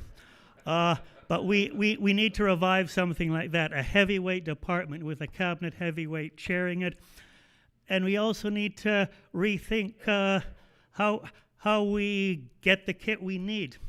Traditionally, most defense industrial bases here and among our allies have consisted of research and development arms internal to the services or closely linked to them, national arsenals, nationally owned shipyards, that sort of thing, a small number of large companies closely linked to that base, and research capabilities in some large universities. That's all changing.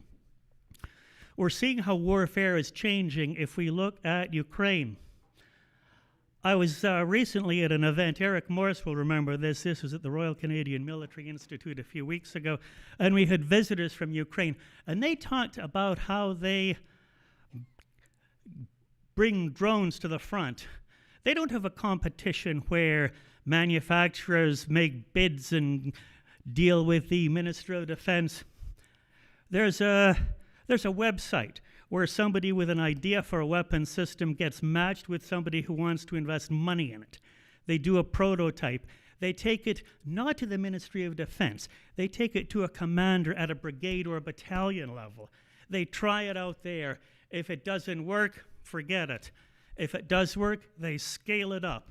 And you can have technical turnarounds, changes in the actual physical characteristics of a weapon within 6 weeks. You can have changes in tactics within days. I'm not exaggerating. So we have to be prepared for a landscape in which technology is changing much more rapidly than we're used to. We haven't thought about it that way because we haven't been involved in a major conflict for a long way. But the technology with which you enter a war is rarely the technology with which you leave it. It changes. That's one of the things we need to think about quite seriously, and we need to do so in conjunction with our other allies, calling the U.S. an ally out of, I suppose, sentiment and nostalgia. But there are encouraging first steps. It's great that Prime Minister Carney has affiliated Canada with the safe defense procurement arrangement with the EU, but we need to change that from alliance-wide, excluding the U.S., alliance-wide procurement to alliance-wide production, alliance-wide deployment. We need to break out of these various national silos. Too many members of NATO have national champions in their defense industries. Sometimes they're very good, sometimes they're not, but there's a tremendous duplication there that's less than optimal. And we also need to look at scaling up what works, dropping what doesn't, and not waiting around for the technically perfect system built to satisfy painstakingly negotiated criteria on paper. We're not going to have that sort of luxury, and that means we have to risk failures. We have to risk waste. We have to risk systems that won't pan out. It's a very unpredictable world in both the development of the weaponry, the coming together of the strategy, and the cultural changes that I referred to at the beginning. So I'm not going to tell you I have answers to these questions, but we need to cooperate with a lot of others. We also need to do a damn sight more to help Ukraine. Ukraine is actually on the front line of a conflict in which we are peripherally engaged. We're not actually at war with Russia, but we're not at peace with it either. And that's sort of the front line. And if Ukraine falls, we will see action in the Nordics, the Baltics. areas close to the Canadian Arctic, we are likely to face complicated geopolitical challenges. But Ukraine is fighting not just for itself, but for us. And we and the Europeans need to do a damn sight more to help. One of the things that I very much welcomed about Prime Minister Carney's speech last week was that he said what a lot of people have fundamentally known for months, but have shied away from acknowledging, from articulating. And I think he's given everybody else permission to say the same thing, to recognize the same reality. A less noticed speech, although it got some coverage at Davos, less noticed than either Carney's or Trump's, was the one by Zelensky of Ukraine. And he talked about how he kept coming back to the Europeans with the same assessment, the same request, and very little happened. Everybody's been restrained from helping Ukraine as much as we could by the hope that if we just negotiated a little longer, jollied him along further, we could get Trump to come along. We can't. That ship has not merely sailed, it's been sunk. It's rusting at the bottom of the ocean.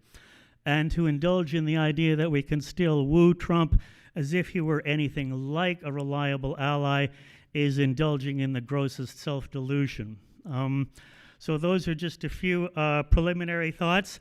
I'm sorry to offer you such a cheery outlook on such a wonderful sunny day, but these are grim times, and I'm not going to sugarcoat it, and I'm glad the Prime Minister isn't doing so either. Thank you.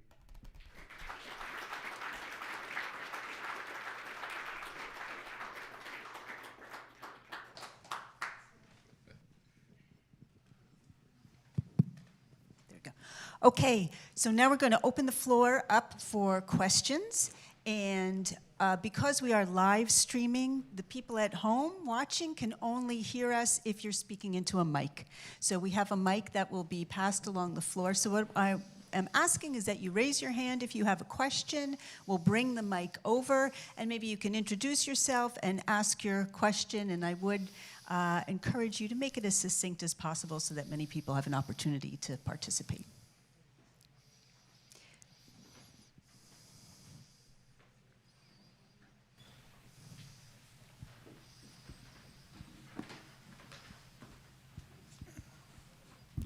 Monty McMurtry, citizen. Distilled is Beckett. Fail, fail again, fail better. And to it, I suspect all of you agree with that. What are we going to do? I mean, there's fear, and I thought Cunningham put it very, very well. It goes back to even before Trump, Biden. I didn't pay him for saying that. It goes back to even Biden. Decent man, but very, very weak. When Ukraine was showing courage and inspiration by pushing the Soviets to a halt, if not out, that was the point where he should have just said, do anything except nukes. But Putin instilled the fear, the nuclear threat. Again, I mean, Sullivan failed the test. That is what leadership is all about. When you're living in nice accommodations, there's a test. And if you don't meet the test, you don't have a second chance. That was failed. Trump is basically a mob boss. He has, in terms of the Trump crime family, self-empowerment. And what is sad is that Canada, we are collateral because we occupy a very unique, important geopolitical strategic location. And unless we look after ourselves, we will be preyed upon. And right now, diplomatic notes may not necessarily be used all the time. We need to buy boats, we need to buy airplanes, we need to equip our troops with proper kit, and we need to do it fast. Thank you.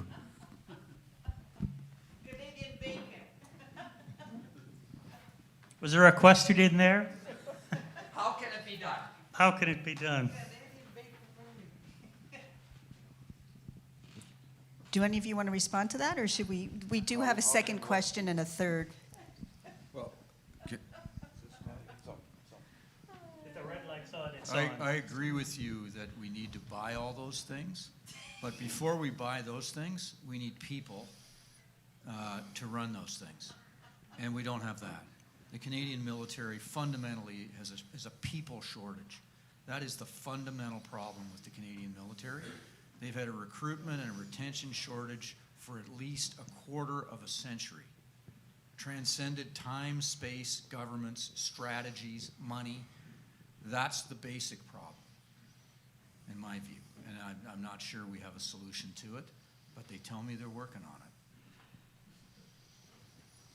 Okay, I think we have a second question here, and then in the back row, we have a third question, okay? Sure, my name is Wendy Feldman. Great presentation, terrific presentations all day long.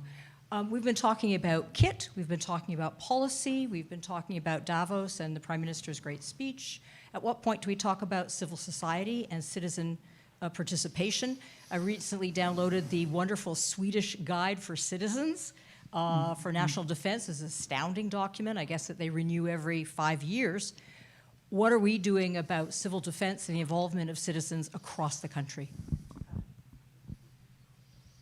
Well, in terms of civil society, I think one of the things we do need to do is encourage a much greater ethic of service than we've had.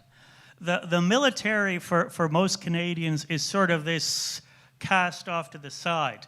We don't live in a day when a lot of us are routinely meeting people who've been in the military, dealt with the military. We need to make it a more respected, cherished part of Canadian society. We need to make military careers more attractive, more rewarding, more recognized. Maybe that'll help with the numbers problem, although the problem here is these are most of the things we're throwing out are sort of long-term fixes, and we're dealing with tremendous short-term pressures. But it's not going to happen unless we've also got leadership. In my opinion, civil society tends to follow the lead of the people at the top. The Prime Minister's speech was a wonderful outline of general principles. Its significance will depend on what sort of concrete policies, proposals, measures flow from it. Some of those will come from civil society, encouraging that ethos of service, pushing military service as a noble career, encouraging a degree of patriotic sentiment. That's part of it too. If I can diss again the not so real Prime Minister Trudeau, all of this is very hard after a decade when we've been denigrating ourselves as a country, claiming we're post-national, that what history we do have is shameful and genocidal and reprehensible.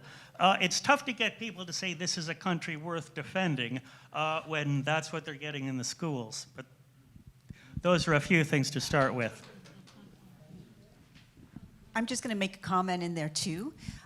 We have a rupture with the White House. The president has an insatiable ego, and therefore any policy of appeasement will not work. So any appeasement policies need to be set aside, and we need to focus on Canadian strength, economic security, and that means building more robust alliances around the globe. The second prong of our strategy, though, can focus on civic relationships. When you look at the wide universe of relationships between Canada and the United States, it's not just federal government, it's not just with the White House. We have governors, the border governors and the premiers in Canada working together to increase the flow of trade. Cities? Yep, cities. We have cities working together. We have chambers of commerce going down to the United States, working with local governments, being coached by local governments and local chambers of commerce down there as to how they can increase cross-border trade. We have all kinds of business relationships, family relationships, and I think one way that we can get involved in civic society is by contributing to our service to Canada, but also continuing to build those robust sub-government alliances between Canadians and Americans. I go down to the United States and my research brings me into contact with people with a wide variety of political views. And oftentimes I'm greeted with, "Oh, you're Canadian? I'm so sorry. I'm ashamed." And even many times, "Help us. Help us."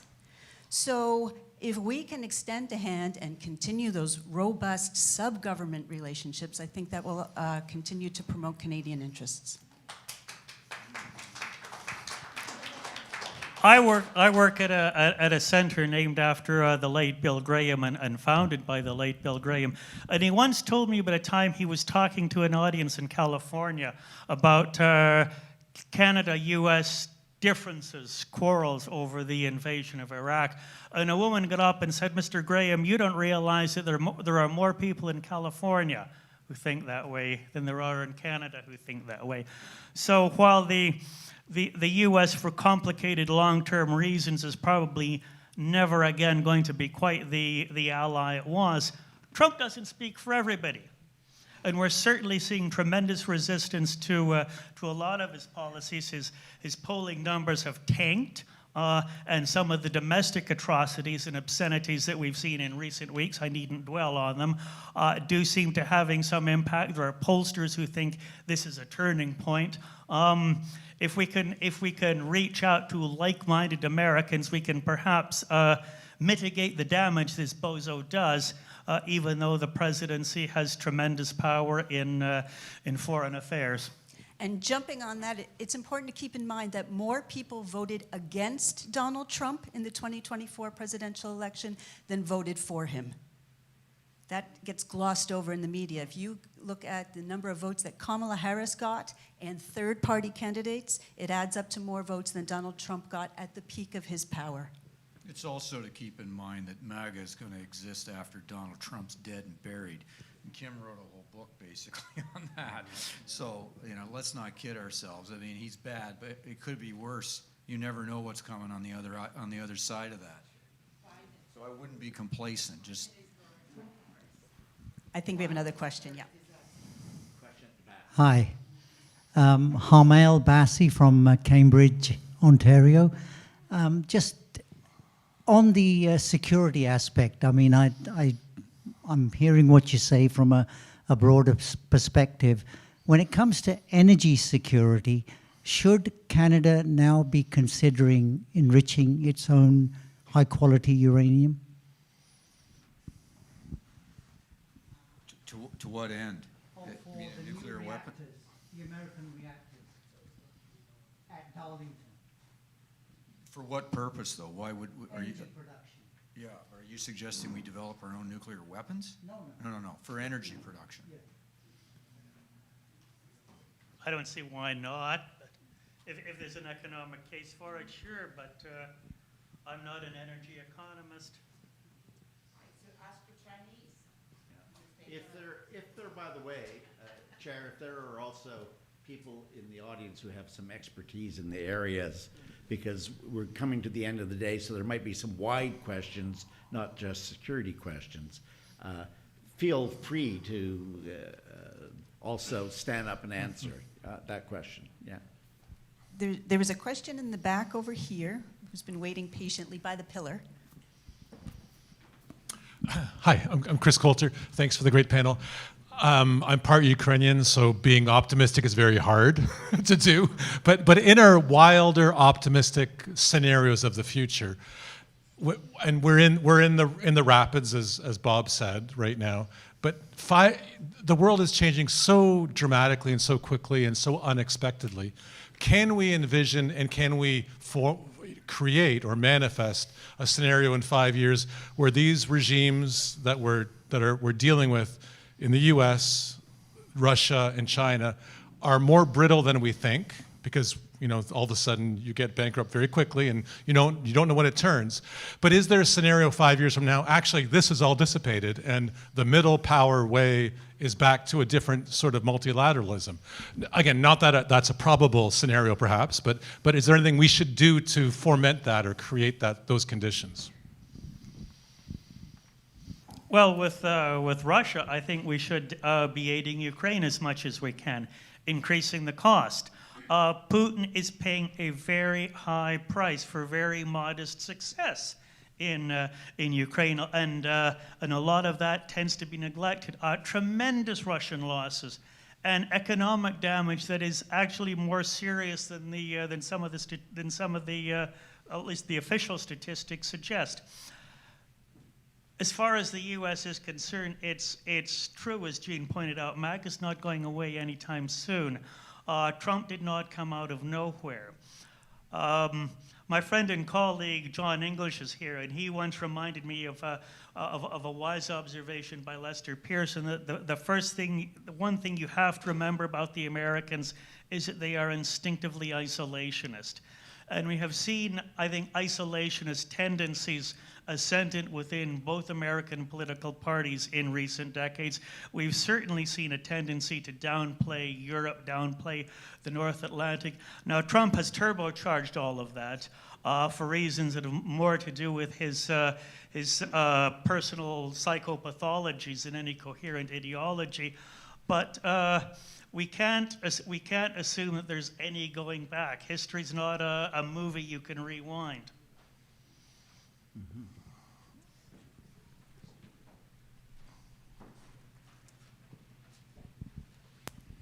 Thank you very much. My name's Leah Taylor-Roy, and I've been listening to this panel and obviously the earlier panel, and the topic of complacency and of Canadians perhaps not being proud or engaged enough in certain things has come up. What do you think of the idea of mandatory national service, not military service, but mandatory national service of some sort to perhaps combat the complacency, to perhaps build pride and moral courage? I think there'd be revolution in the streets. I mean, not to make light of it, but I just don't see Canadians are there yet. I mean, governments might be able to get them there at some point. The whole national service conversation is going on in Europe again, even in the UK to a degree, in a way that it hasn't in decades, maybe 50 years. To the earlier question, I'm aware of some effort that the Department of National Defense has started to develop some sort of, 400,000 person civilian sort of response force. I think the idea is for it to deal with natural disasters and other things that the military often gets dragged into, that many think the military shouldn't be dragged into, that is not strictly a military operation, doesn't require that kind of training. But again, I don't know where we're going to get these people. We don't have this kind of ethos, I don't think. Maybe we'll get it quickly, and leadership can play a role in that to try and convince Canadians that that's the kind of thing we need, national service or even some kind of civilian response force that's, I don't know, part volunteer. But where I sit and what I see, including, I teach young people. I'm with young people in the classroom every year and have been for 15 years, and I never hear anything like that from any of them. I mean, and they're the people that would have to, and they're the people that would be doing your national service, presumably.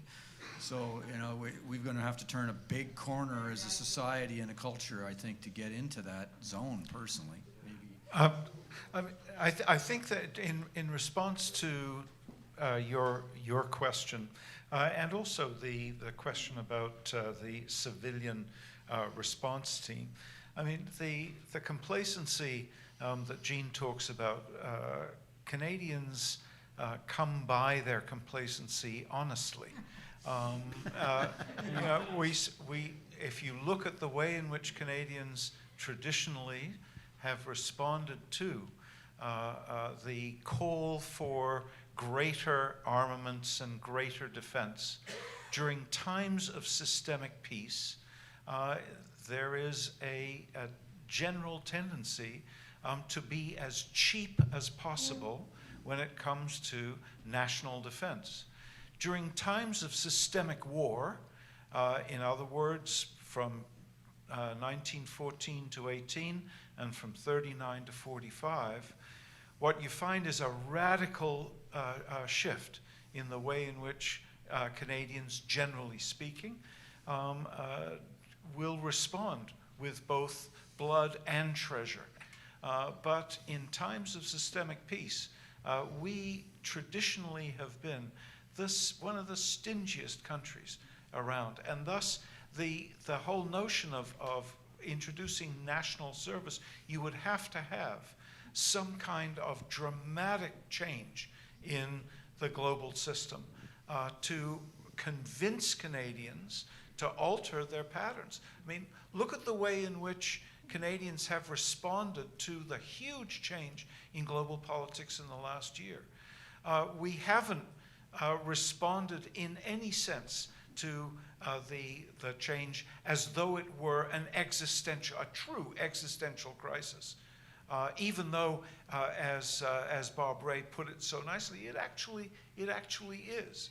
But the fact is that we have a government in Ottawa and an opposition that are both committed to taxing us as little as possible, committed to continuing a policy of austerity, so that we get the odd situation that the Prime Minister comes back from Davos after having encouraged the world to engage in diplomacy with our own diplomats, the Global Affairs Canada, facing huge numbers of layoffs as part of the government's austerity program. And so that this, it seems to me, is very much in keeping with that kind of national complacency that we come by, in my view, so honestly. Yeah, can I just add a point to that? I mean, it's about a degree of sacrifice. You don't hear anybody talking about sacrifice in this country. I mean, the Prime Minister is to be commended for ripping the Band-Aid off and telling people what the world's like today. But in this country, I've written a couple things about this. The government of Canada over the last year has been telling Canadians, you can have a tax cut, you can have radically increased military spending and big spending increases in other areas, and you can have a reduced deficit. Those three things do not add up. I worked in the government a long time. You can't have those three things. Something's got to give. So there needs to be a conversation started in Ottawa about the sacrifice that Canadians are going to have to make to deal with this threat if it is indeed an existential threat. And the politics, I guess, in the country, the politicians have calculated they're not there yet. So I think that is a problem.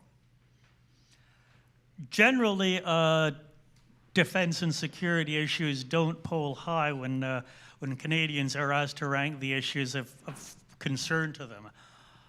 That has changed some the last year or so. But what's beneath that? I mean, it's one thing to say, yeah, defense is important. It's another to say defense is important, and I'm prepared to treat this as a crisis equivalent to war. I'm prepared to pay wartime tax rates. I'm prepared to forego higher pensions, more generous social spending. When people are confronted with those choices and still want to stick with doing more for defense, more to stand up for ourselves in the world, then I'll say a change has taken place. But until then, we're probably talking about phantasms.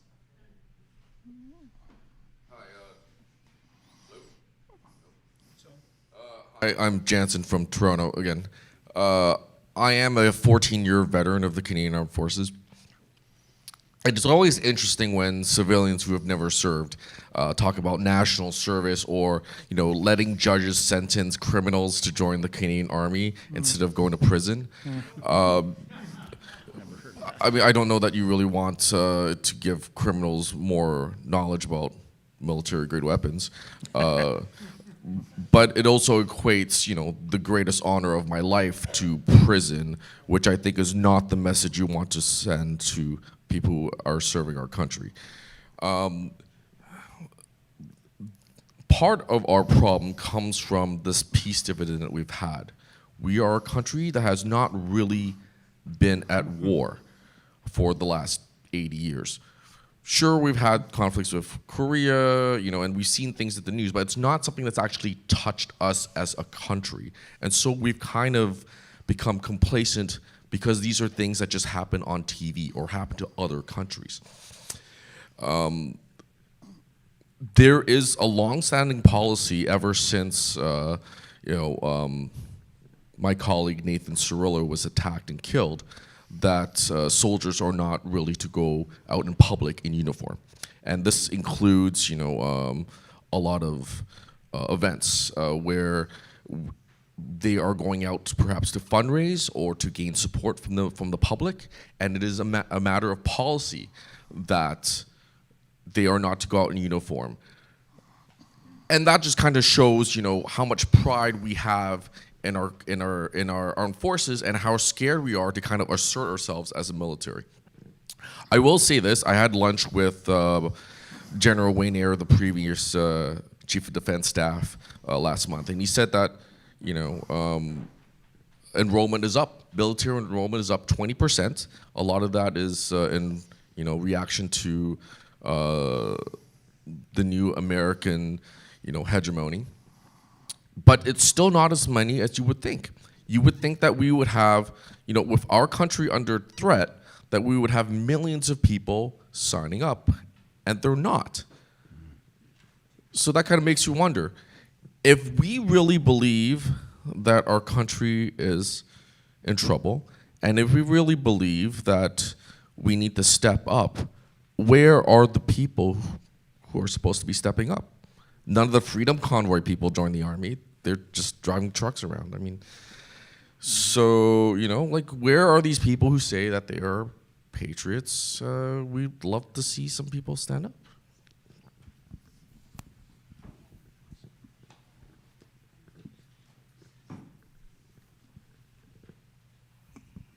As academics, and probably with tenure, you're probably not going to be let go by your universities if you might call up CBC News and volunteer to give some pep talk to young Canadians about the need for sacrifice in this existential position that we're in, based on the opinion of Carney, of our highly respected Bob Rae, and whatever. In terms of the business community, I kind of throw out the same torch.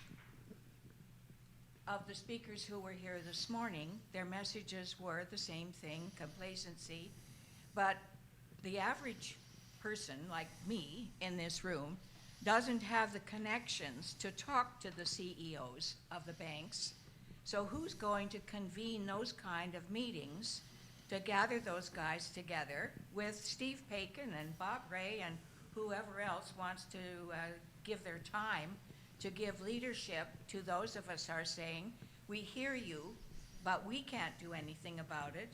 You have the power and the prestige and the experience in academia, politics, diplomacy, so lead us and lead those guys that need to give money to the young people who want to start their companies and be Canadian.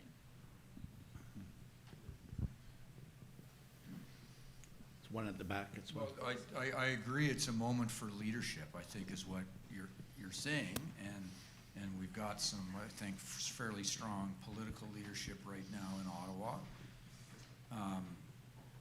But maybe it's lacking in other parts of our society, and one man can't do it all. One government can't do it all, in my view. If you're trying to mobilize kind of a new consensus almost in the society, I do think back to a much smaller issue, but it was alluded to this morning by, I think, Terry or somebody, that there was a consensus that had to be mobilized around things like free trade in the 1980s, and the business community played a big role in that, but they had a big interest in that, self-interest.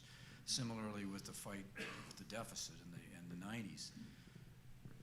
I think the business community is really important in this discussion, and I don't see that kind of leadership, personally. Maybe it's there.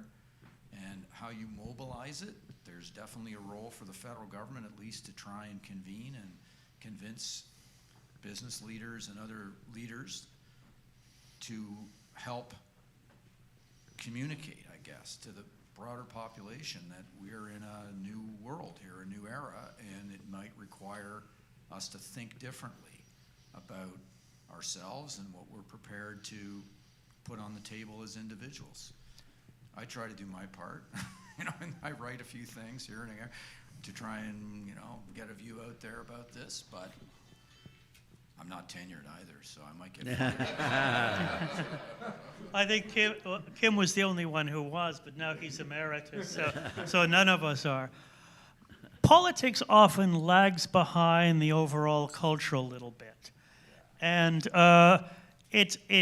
political leadership is important, but it's effective only when it chimes in with a public mood.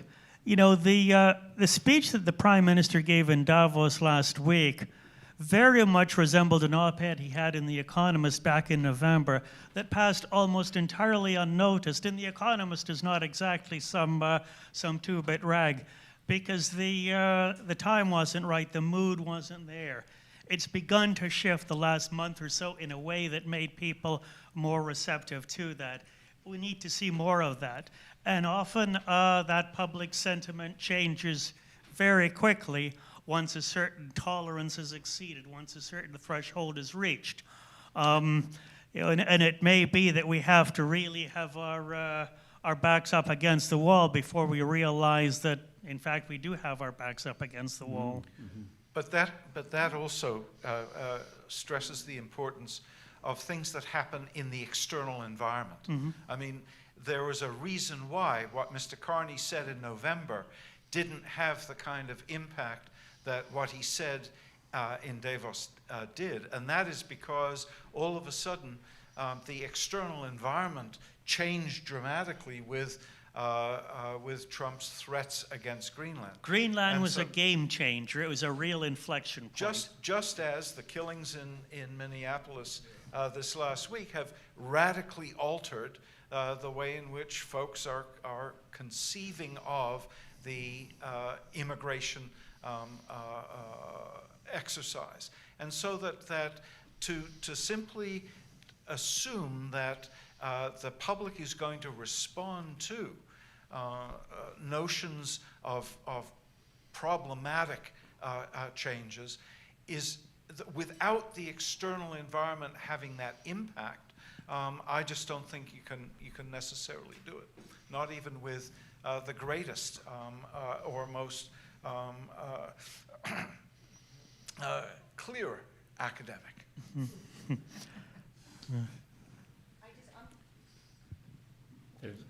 I'm just going to jump in one thing. I know we all talk about the United States now as creating an empire in the Western Hemisphere.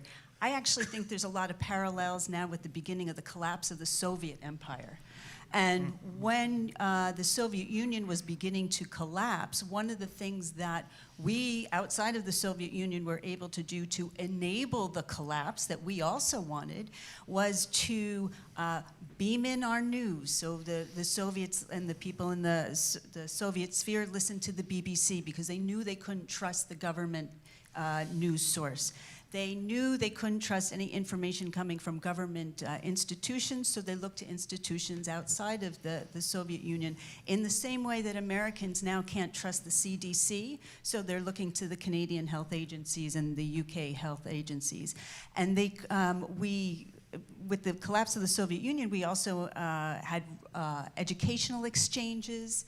We had tried to get citizen exchanges. So I think we can help enable the end of authoritarianism in the United States by maintaining and cultivating ties with those who are opposed to it within the United States. It collapsed.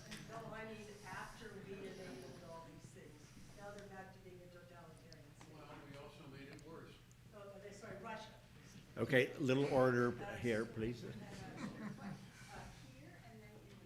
And I think John English has a question at the back as well.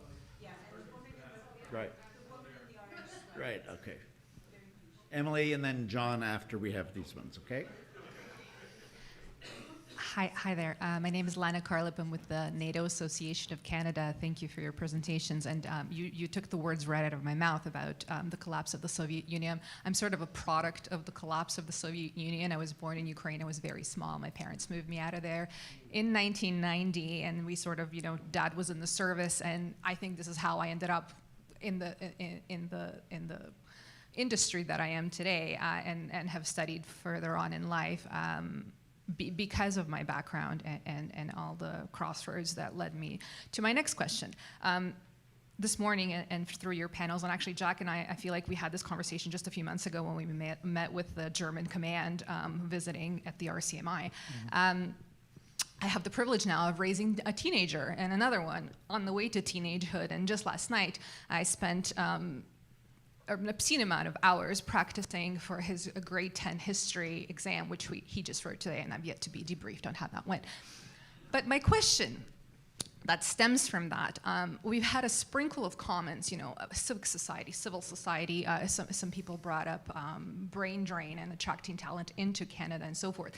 And my question as a mom today is also, why isn't there more conversation about raising the talent that we are so trying to attract, you know, from everywhere else to come to us in the industry and so forth?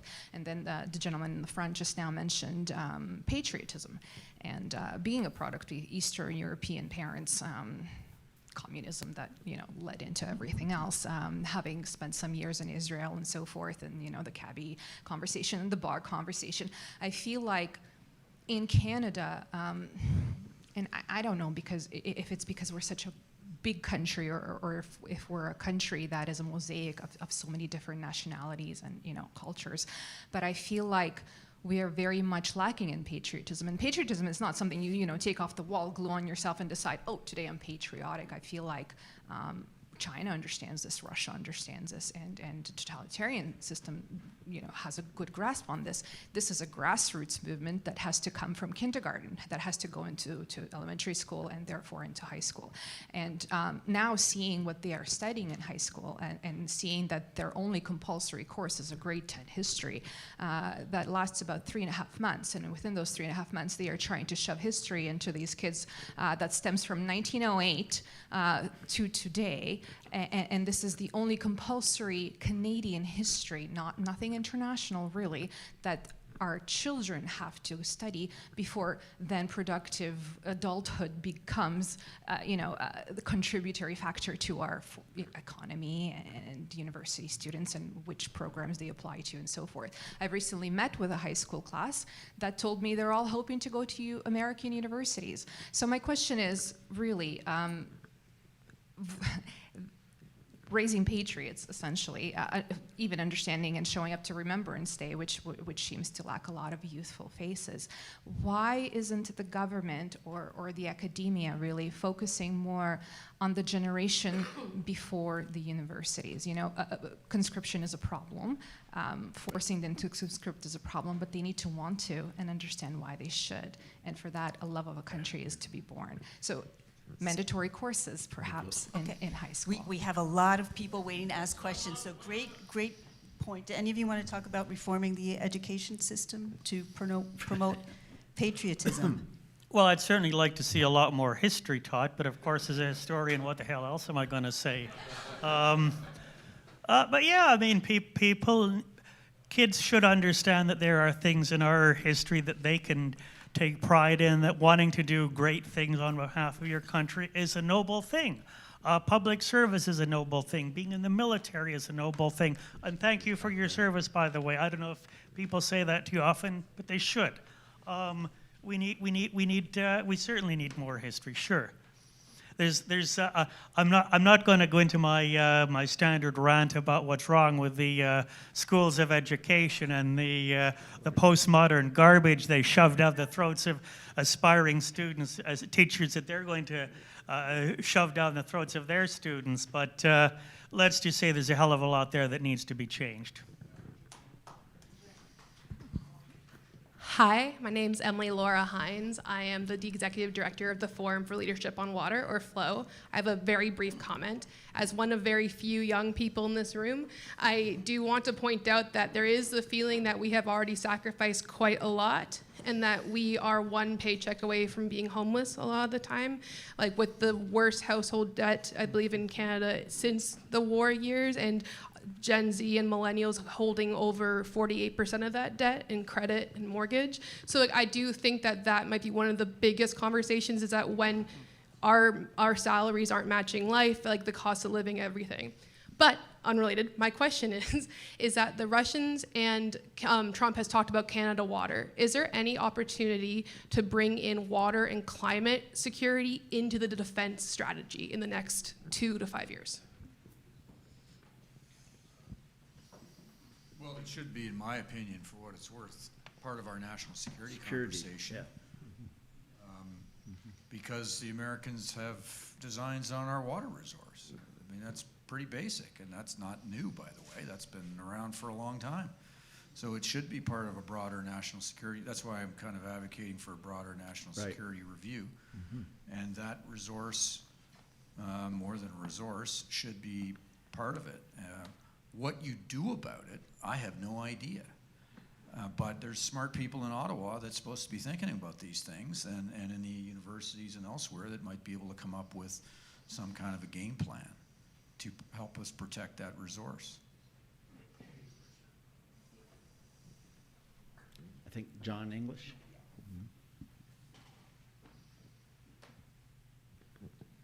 One here in front of you. Thank you. So I actually want to continue that question a little bit and ask, as was rightly pointed out, there are not a lot of young people in this room, and there's been quite a bit of commentary about the things that young people are failing to do. But I think that it is fair to say that not only do younger generations have a very different concept of what the state of our country is, and perhaps that underlies the apathy that's felt in that population. Remember that people my age don't remember pre-9/11 world, don't see the same peace bargain. We grew up with Afghanistan being an ever-present conflict and lived through COVID. And so we just see a series of disasters. And so I don't think that we see the same pieces of why we would sacrifice. We see things getting worse and worse and worse. So instead, how do you convince older people, people in middle-aged and up generations, to make those sacrifices themselves? If you don't know how to talk to younger people, how do you talk to your own generation? Just to be clear, when I mentioned the word sacrifice, Bridget, I'm not talking about young people. I'm talking about everybody, particularly those that can afford it. Tax increases. Hefty tax increases. Not too hefty, but we're probably no more tax cuts for the next 10 years.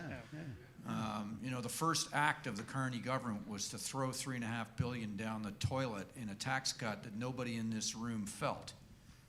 $3.5 billion a year, I believe, was the cost of that tax cut.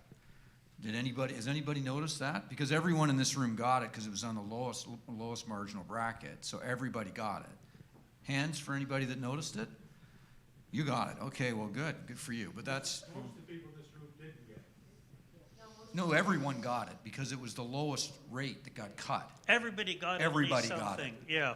I didn't get it because I don't make enough to make the lowest tax bracket. Everybody above that gets it. I'm not talking about what he did yesterday. I'm talking about what he did in June. The income tax cut.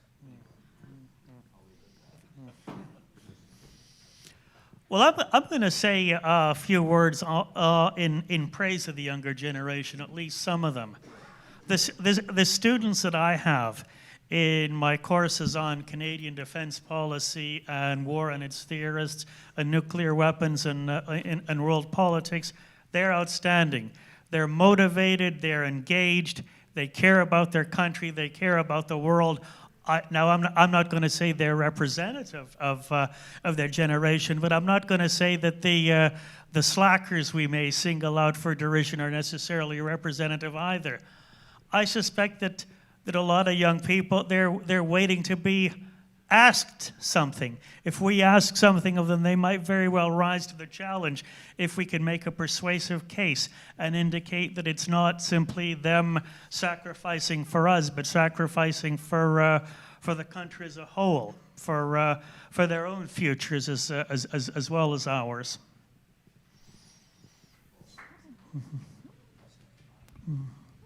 Good afternoon, and thank you very much for all your wise words.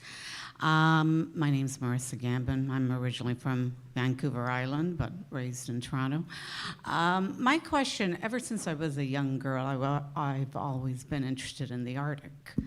And my question to all of you is, what defense policies do we have for the Arctic and the Golden Dome and all of Donald Trump's ideas of the Arctic and the mineral rights that he thinks he has? Well, there is all this money going into NORAD renewal, and that's important.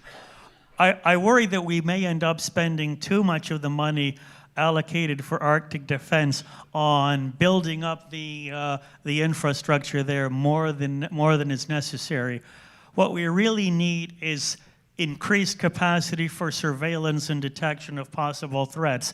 We don't necessarily need a lot by way of local capacity for response. We can respond to various threats from the air bases at Cold Lake or Bagotville, for example. We can interdict a threat if it's detected. It's surveillance and detection that's crucial. And here's one of the areas where drones are a game changer. The sort of low-altitude surveillance drones can provide, combined with high altitude from satellites. You network those together, and you can have a much more comprehensive image of the Arctic than we've had before. You can track potential threats much more readily. And some of that technology is Canadian. The Constellation radar satellites that went up in 2019. Other technologies, that's what we ought to be doing. That's something we can be doing with our own resources. And as for NORAD, this is one area where we cannot disentangle ourselves. It's in both our interests to be deeply interdependent because militarily, because we are deeply interdependent geographically. We need to hold up our end. We need to bargain more aggressively than we have. I'm actually less convinced by some than some by Ambassador Hoekstra's threats. The U.S. would have trouble defending the Arctic on its own. It doesn't have an awful lot of resources. It's undergoing a program of increasing icebreaker construction and so on. It just makes sense for us to cooperate. You talk to the people in the military on either side, and they get the interdependence, even if Trump doesn't. But, well, what can I say about Trump? I mean, this guy makes Homer Simpson look like Stephen Hawking.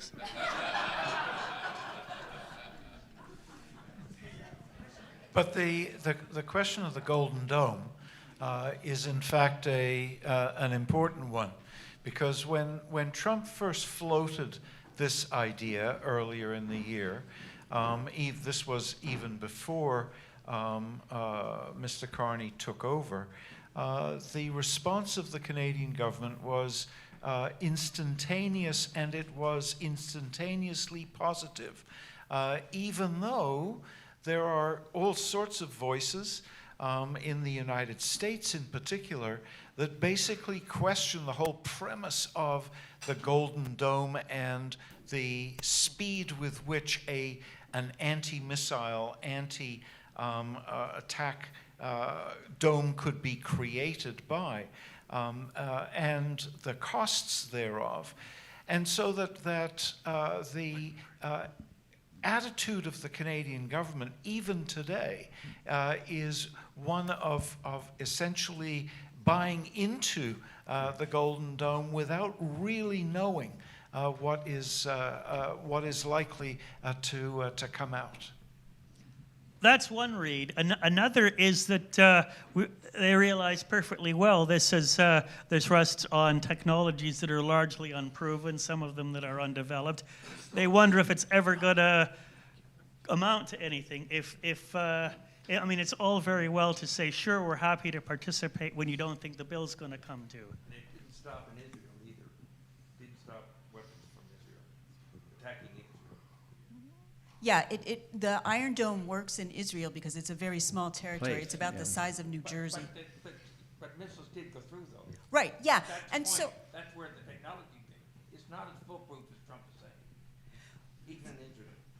Yeah, and even going back to the Strategic Defense Initiative in the 1980s, there was a realization that it would have to be a multi-layered, multi-phased defensive system built over decades. And that's pretty much what the Trump administration is saying now. Space-based and ground-based components, sea-based because you get sea-based systems. Right. Layer upon layer upon layer. I mean, I once had a conversation with a guy who'd been a Republican Senate aide in the 1980s, and he said, look, we didn't think SDI was going to work as Reagan outlined it. It was never going to be this invulnerable Astrodome, but it would complicate life for the Soviets. It would push them into a technological race they couldn't win. it would complicate their planning, and at the right time, it could be a good bargaining chip. Yeah, the chief scientist of the SDI organization didn't think it would work. But what will happen with the Trump administration is it's going to be a multi-layered, multi-phase defensive system, and they will get one phase, one layer out by the summer of 2028, just before the election, and then they'll be able to claim, oh, look what we built. One last question. Rick Anderson from Ottawa. Great discussion today. Thank you very much for convening it and for everybody who's been on the various panels and so on. My concern is in the area of information. We talk a lot about disinformation and how concerned we are about that. I'm actually worried about the other side of that equation, the quality of information that we're getting from our actual media. Not social media, but the media, which is shrinking in the country here, and it's hurting us, I think. There was a poll done by Abacus at the beginning of the year, asked Canadians an open-ended question: what are the most important issues? The list of 10 things did not include geopolitical stability, did not include conflict with America, did not even really include our trade relationship with America. It was affordability. Pierre Poilievre is telling people that we've got an inflation problem. Inflation is running at 2.7% in the country. I know you can find things in the grocery basket that are exceptions to that are 15%, or coffee beans are 30% higher for some reason. But TVs are about a third of the price they were 5 years ago. So the basket, the actual inflation rate that people are dealing with, is not a problem. There is a problem with the incomes that people are earning in the country, particularly people who are living at the lower end of the equation. And that goes back to our productivity problem. But to express that as affordability, which is the political discussion we have in the country, is misleading. It's telling them there's an inflation problem, and Poilievre says that's hidden taxes, energy, and so on, which is just basically not true. And the media is not helping us to better understand those things. And instead, we get a steady diet of personality coverage, tactical stuff. Why did so-and-so do this? Did the prime minister say that to, the president, and so on and so forth? None of which really matters. We have the CBC nonstop putting pressure on the government to accelerate their efforts to get a trade deal with America. Why are we not doing that? The prime minister has told us why we're not doing that. He's told us there isn't a deal on the table that we would sign at this point in time because it's not to our advantage. So why is anybody saying we should be in a bigger hurry to go and sign a bad deal? Nobody's going to thank us for doing that. And we don't want any of those deals that we've watched the EU and others line up, UK and so on, go and accept tariffs they don't really accept, promise to buy things they're not really going to buy. The Europeans said they would buy 3 times as much LNG from America in the next 4 years as they've been buying. That's impossible. It's completely impossible to produce that much LNG and ship it to Europe in that time frame. But Trump hailed it as a big win, and the EU went along with it, nodded, and nobody did the homework and asked the industry, could this be done? And so I worry that we're getting ready, that we're approaching actual conflict, maybe not military, hopefully not military, but more serious conflict than we're already talking about. And we're not preparing our public for that at all. We just had a big fuffle about 49,000 EVs a year. Anybody here got any idea how many EVs are produced in Canada a year? The answer is 0. All the EVs that are sold in Canada are imported from somewhere. Oh. The American cars, the American EVs that are sold here are made in the States. We don't make EVs. The 2 Asian companies in Canada, Honda and Toyota, do make hybrids here, but that's as close as we get to making EVs in Canada. Yet we had the Premier of Ontario demanding that the Prime Minister not sign this deal and let 49,000, which is what, is it 1% or something of our imported cars? 49,000 EVs in Canada, as though we have an EV industry to protect. And nobody in the media seems to have understood we don't actually have an EV industry to protect. So if we're going to have this kind of conflict with a super smart, super equipped, super financed superpower right on our doorstep, we're going to really have to up our game. Well, the quality of media coverage of international events in this country is just deplorable. It's far, far below what you can find in the UK or the US or most of the continental European countries. It's just appalling. Now, some of that has to do with media economics, media concentration, and so on. But sometimes I think we're a more insular people than we like to think. Well, I'd like to thank Beth and the panel. Excellent discussion. And thank you for contributing to Massey. Okay. So, ladies and gentlemen, as you've been very attentive and we're coming to the close, Rick mentioned trade deals and EVs, and we're going to end with a closing statement by one of the great Canadian trade experts, Martha Harrison, brought to us with Melanie Walker and the CIC. So, Martha, in an earlier panel, they were talking about whether the CUMSA would continue, and if not, what was the alternative? So, thanks to our panel on security, and we're going to end in thinking about free trade.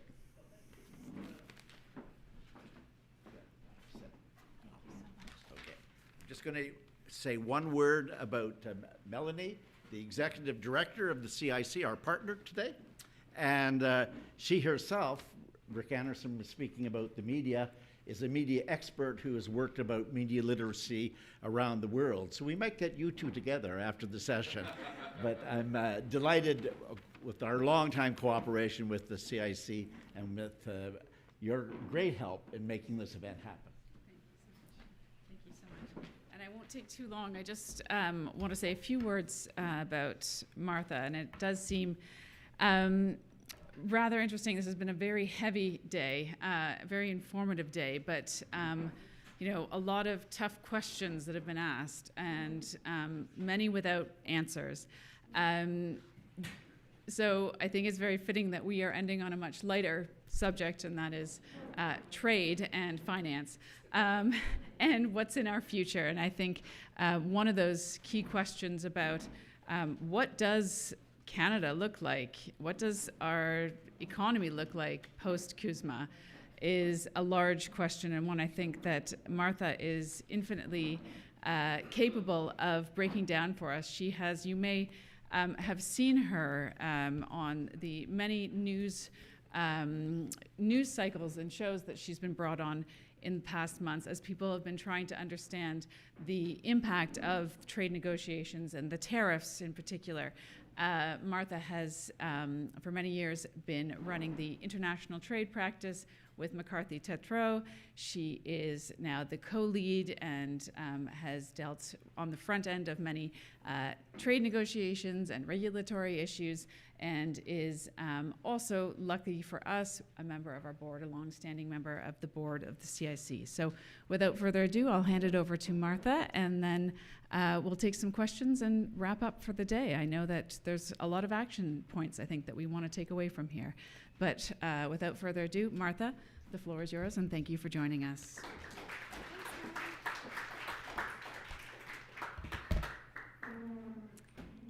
Thank you so much, Melanie. It's wonderful to be here, and I have taken note of the critique of media coverage on this topic.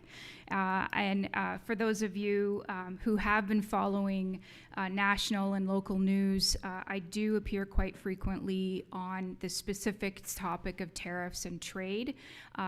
My sense is that the news cycles are becoming more informed about the importance of tariffs and trade in everyday life. It's very easy for folks like me to really focus on the impact of trade liberalization or the opposite, a reduction of trade on my clients. I represent any number of multinational and domestic companies who are trying to navigate this very challenging time for Canada in the private and in the public sector. But certainly I think the issue is more alive than ever. And when Melanie asked kindly if I would give some short remarks, I said yes, and she gave me the impossible task of doing this in 10 minutes. So I'm down to 9. You know, what has it been like for an international trade lawyer in Canada? Well, it's certainly been an interesting year to be working with global companies and Canadian companies as they tried to determine how to navigate the waters and de-risk however much possible in their supply chains and in their ability to focus on investment and reinvestment where it does and no longer makes sense. I've been working hand in hand with our clients on looking for opportunities to find secure partnerships in supply chains. And you know, the United States is always going to be our main trading partner with the economy that it has, with the proximity to our supply chains, and with the ease with which Canadian private sector and public sector, by the way, can, although it's a little challenging now for the public sector, but it is an easier undertaking for the private sector to continue to engage in investment and trade with the United States. The challenge, of course, has been the volatility of the market since the president has taken office, and even a few months before when the threat of tariffs first became an issue of national news. And so what have I been doing with clients?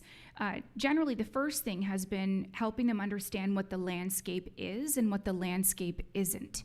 And that tends to change between the time I wake up in the morning and the time I go to bed, depending on a Truth Social or a tweet or something that happens in between.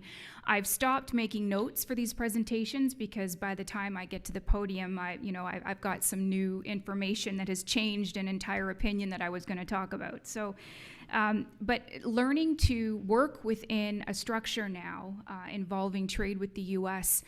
That is no longer predictable has been the work of the private sector, especially in particular sectors that have been meaningfully impacted. The steel and aluminum, auto manufacturing, the agricultural sector, and we see also related trade risks for the agriculture sector. We talked just a few moments ago about the deal, quote-unquote deal with China to allow some imports, very small number of imports of EVs in order to facilitate further trade for our canola farmers. So it's not just learning how to work in this new era of trading with the U.S. That Canadian businesses need to have to understand. It's really around learning to diversify opportunities where they can be diversified. And then it's really about taking calculated risks. So what do those look like? I can tell you that for the first 6 or 7 months of this year, most of the time those calculated risks involved pausing if there were significant investments to be made, particularly in the United States, both on the export to the US and on the import side to Canada. And that caused a whole host of legal issues that we have dealt with, whether it's interpreting a contract that required the supply and sale of goods and services, and whether one could retreat from that contract, whether there were obligations to provide notice, etc. And really, it was about learning to negotiate with your partner on the U.S. side. So if I can take a very basic example of what that looks like, for the first several months, it was really around a Canadian exporter, let's say, saying to its partner in the U.S., I know I've promised to produce, and the USMCA comes into play in a moment, but I know I've promised to send you a certain volume and value of goods, but now on your end, you have a massive tariff that is probably going to be applied. And the US importer will naturally say to the Canadian exporter, I can't handle this tariff. We didn't do business. We didn't accommodate a price based on a 50% tax, a 100% tax, unexpected issues in the supply chain that really interfered with general and usual commercial relations. So it really became a battle between partners who would feel that tariff and who would actually absorb that tariff.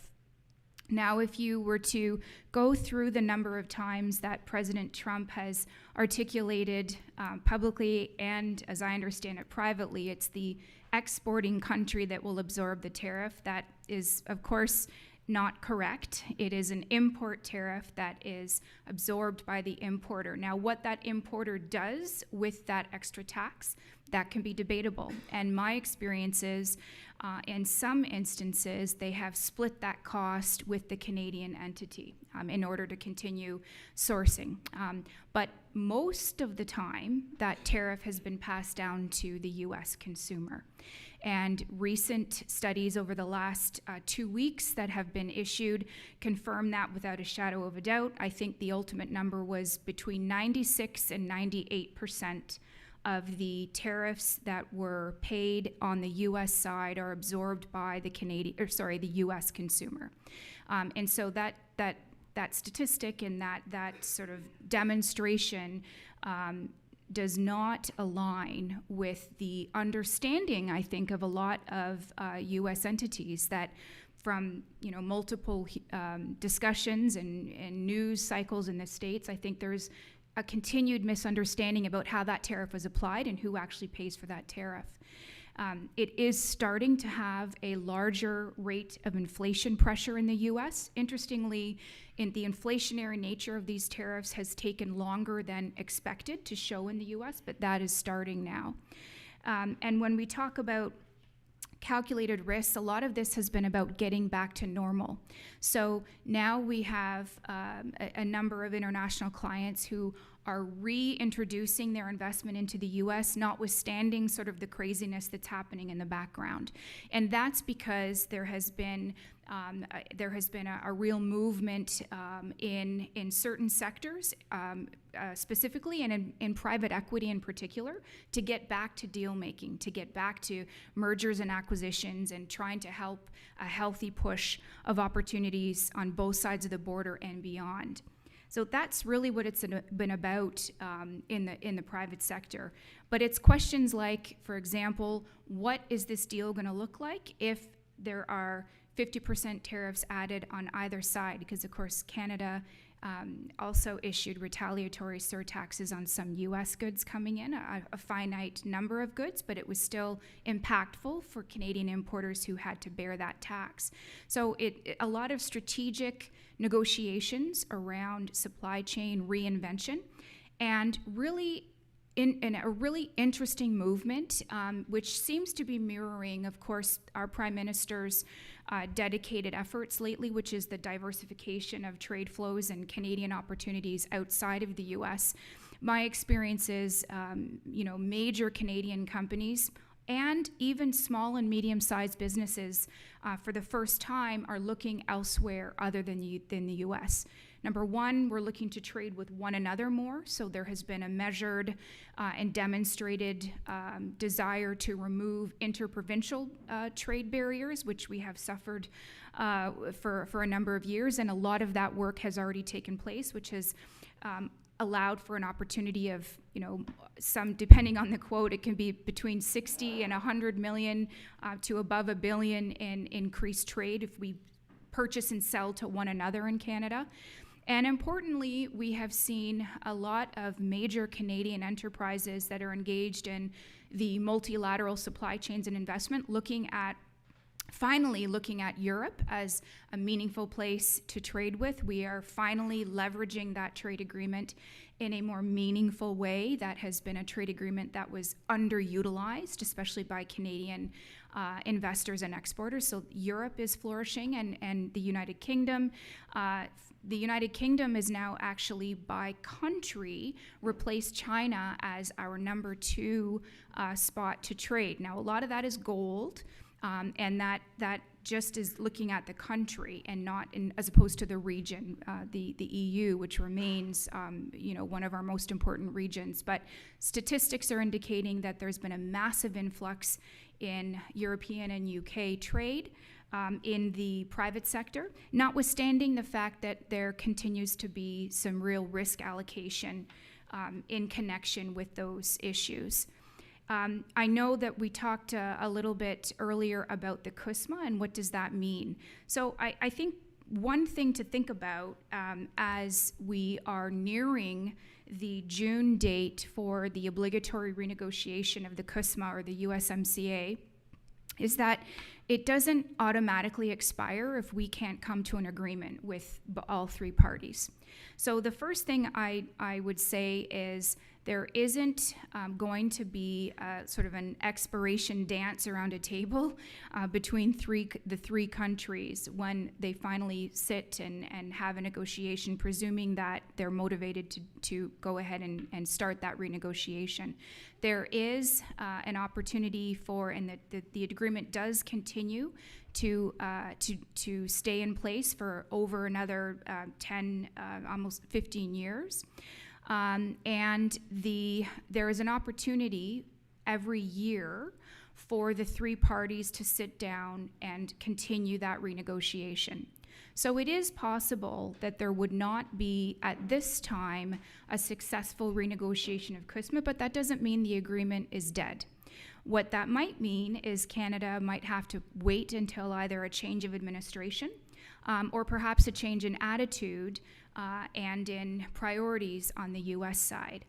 And what would potentially change in attitude on the U.S. side?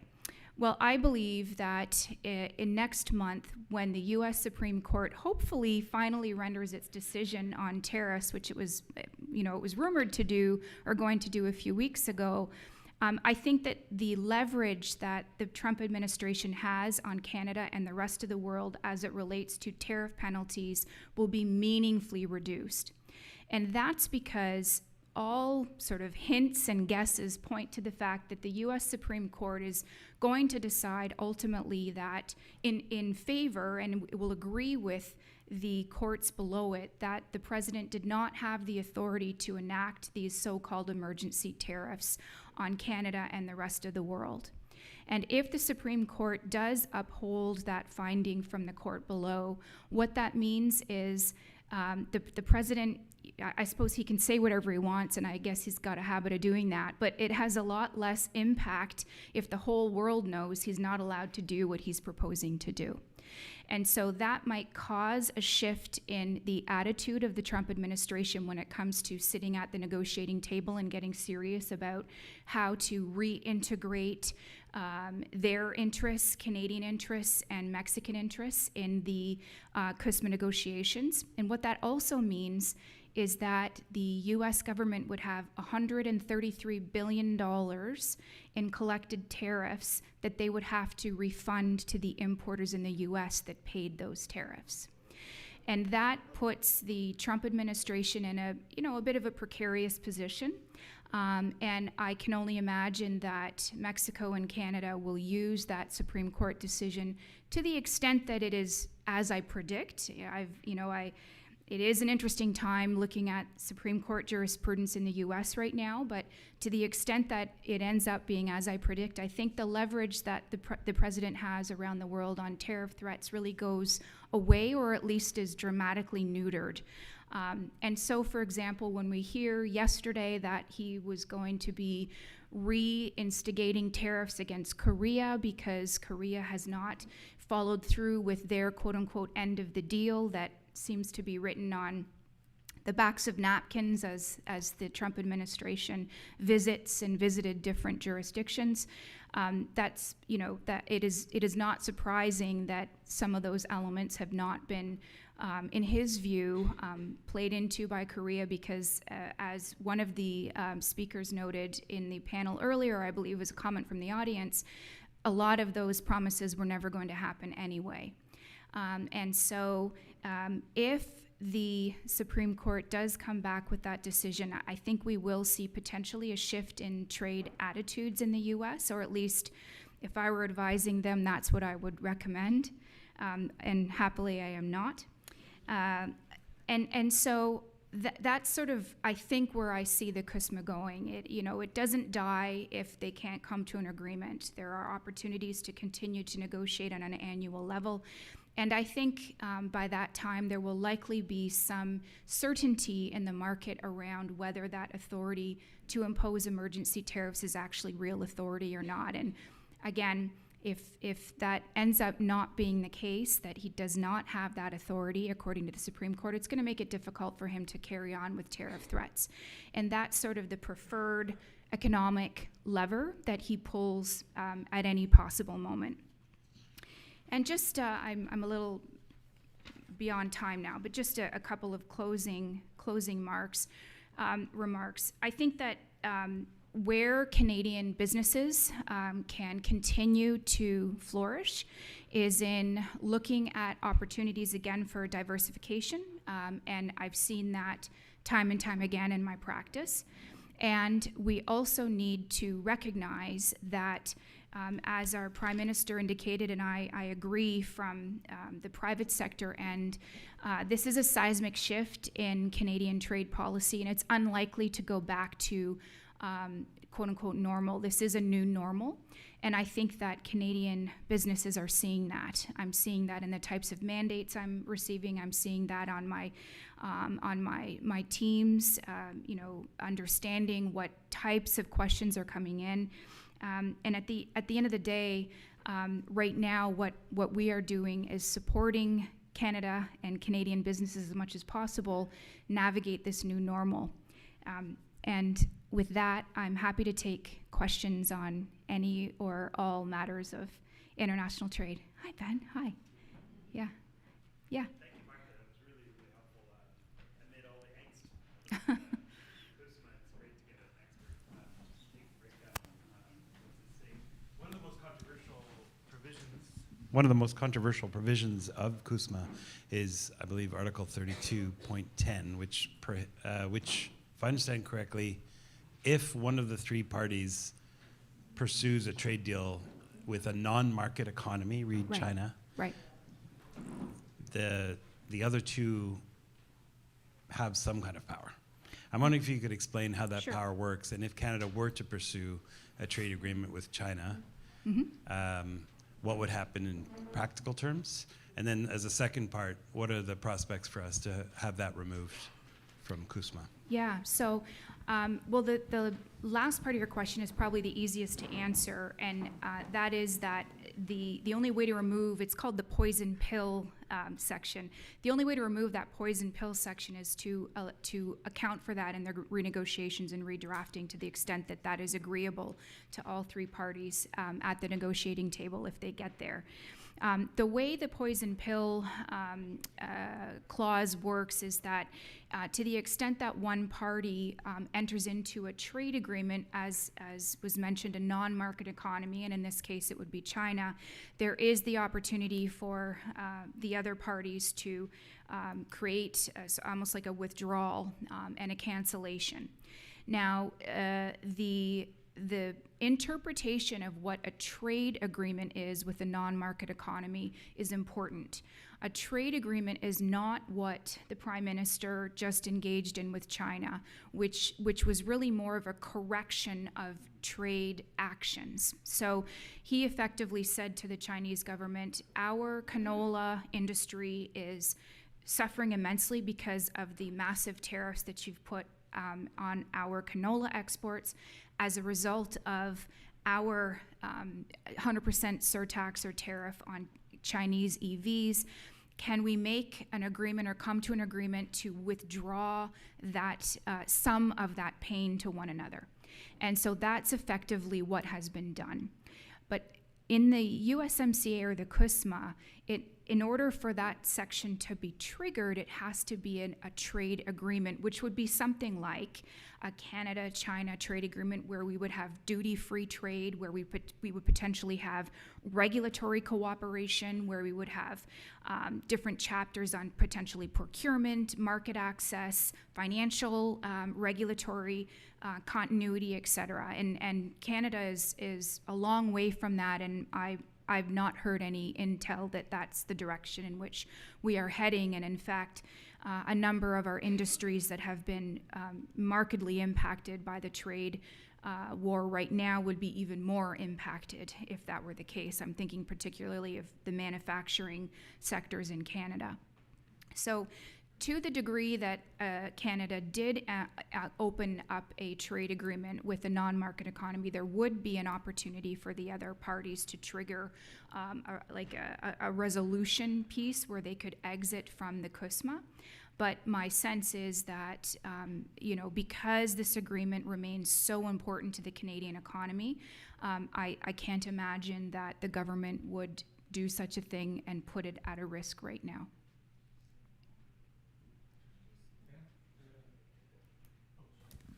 Thank you, Martha. I don't want to ask a naive question, but your answer on the CUSMA issue depends on how one interprets trade agreements. That's right. And that assumes that the party to the agreement follows the rules or That is interprets true. the rules. Similarly, your concern with respect to the tariffs and the positive, optimistic approach you took on the tariffs assumes he will honor Supreme Court ruling Right. and won't try and work around it or ignore it. Yep. Now, the capacity that he's shown for working around inconvenient decisions is immense. In fact, if you look at the word rupture and what's going on, the whole thing with him is he doesn't worry about rules. He's got an absolute indemnity for personal liability for Right. anything he does before, after, or since. So to what extent do you really think it's realistic to assume that he will be bound by a real Supreme Court decision, and even if he's bound by it, that he won't find a work around it or misinterpret it? Good question, and the fact is that I am probably the least qualified person here to psychoanalyze the president. However, I can give you a few examples from his first presidency how some of these things worked.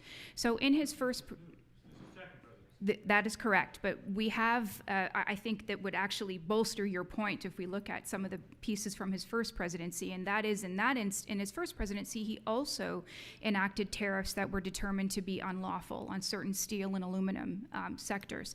And he was also sort of ordered to refund those unlawfully gathered tariffs. He refunded about half of them, but not all of them. And so I think that's a very good point that you have, that we don't have a history that is fulsome with demonstration of how the president will stay in line with the rule of law and will actually listen to what the courts say to him. So I take your point. I think where it's a bit different this time with the second presidency is that he has he's got a global economy that is effectively depending on the United States' ability to recapture the rule of law and to take the Supreme Court case and put it into practice. Now, what does that mean? I absolutely believe that he would do anything he can to avoid refunding $133 billion in taxes. There's no doubt. And I will not be shocked if all or half or none, I guess not all, half or none is refunded immediately. I can tell you that in the United States, there are over 200 lawsuits that have already been filed right now on behalf of large importers like the Costco's and the Walmarts of the world in the U.S. who've paid millions and millions and hundreds of millions of dollars in tariffs, and they have preemptively filed lawsuits to ensure that their position in line for a refund is secure. And so that is one way that the private sector in the U.S. is trying to get ahead of the potential for the president and his administration to either ignore or try to get around that Supreme Court decision. So there will be a lot of activity in the courts. It will take probably years to actually reach the end, and by that time, the value of refunds is probably dramatically reduced. And so I think that at the end of the day, though, it will be very, very difficult for the regulatory agencies that are actually in charge of implementing the decision of the Supreme Court to ignore that decision. How many of those are run by people that he's put in office and on the phone? Probably 100%. So yeah, like there is. Yeah, there is no doubt that there will be a significant pushback from the Trump administration if they lose that decision. One thing that they can do, and they will do, is enact tariffs in a different way. So you've probably heard in the news there are these IEEPA tariffs, which is an international economic emergency protection act. That's the act under which he has produced all of these sort of global tariffs. There's another act where he can more clearly, lawfully introduce tariffs against imports, and that is under Section 232 of it's an Import Administration Act, and those are sectoral tariffs that are targeted to certain products. So right now, more steel, aluminum, we've got everything from drones to certain pharmaceuticals, but it is captured to an entity. It is not a swift global tariff, it's specific to an import. So I think that I know his administration has already said if the Supreme Court finds against us, we're just going to file a whole bunch of Section 232 tariffs, which is unfortunate, but that's not as easy for him because they each require consultation, a study, there's a regulatory process around it, and so that prolongs his ability to put more tariffs on certain goods. And again, they're not sweeping tariffs. So even that would reduce his ability to put it sort of, when he's saying, I'm going to put 100% tariff on Canada if you continue on with this negotiation with China. That kind of threat, from a legal perspective, technically goes away depending on the Supreme Court decision. But your point is well taken. Yeah, the rule of law is under tremendous fire, that is for sure.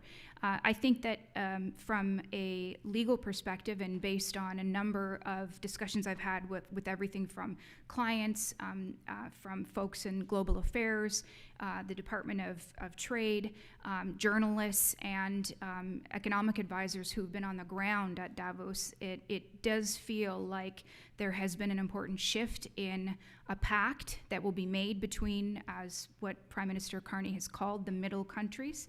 And I think that there will continue to be that economic pressure, which the president will be not fond of. I mean, he of course doesn't generally enjoy the idea that there is a blossoming group that will pressure him economically. But it is going to continue to be a risk-laden enterprise to trade with the United States. But again, a lot of this is contingent on his position after the Supreme Court decision, and remember what I've said, which is there are more than one kick at the can to get the CUSMA or the USMCA renegotiated. Final question or comment before we break? Very interesting discussion. Thank you. Thank you. Okay, good.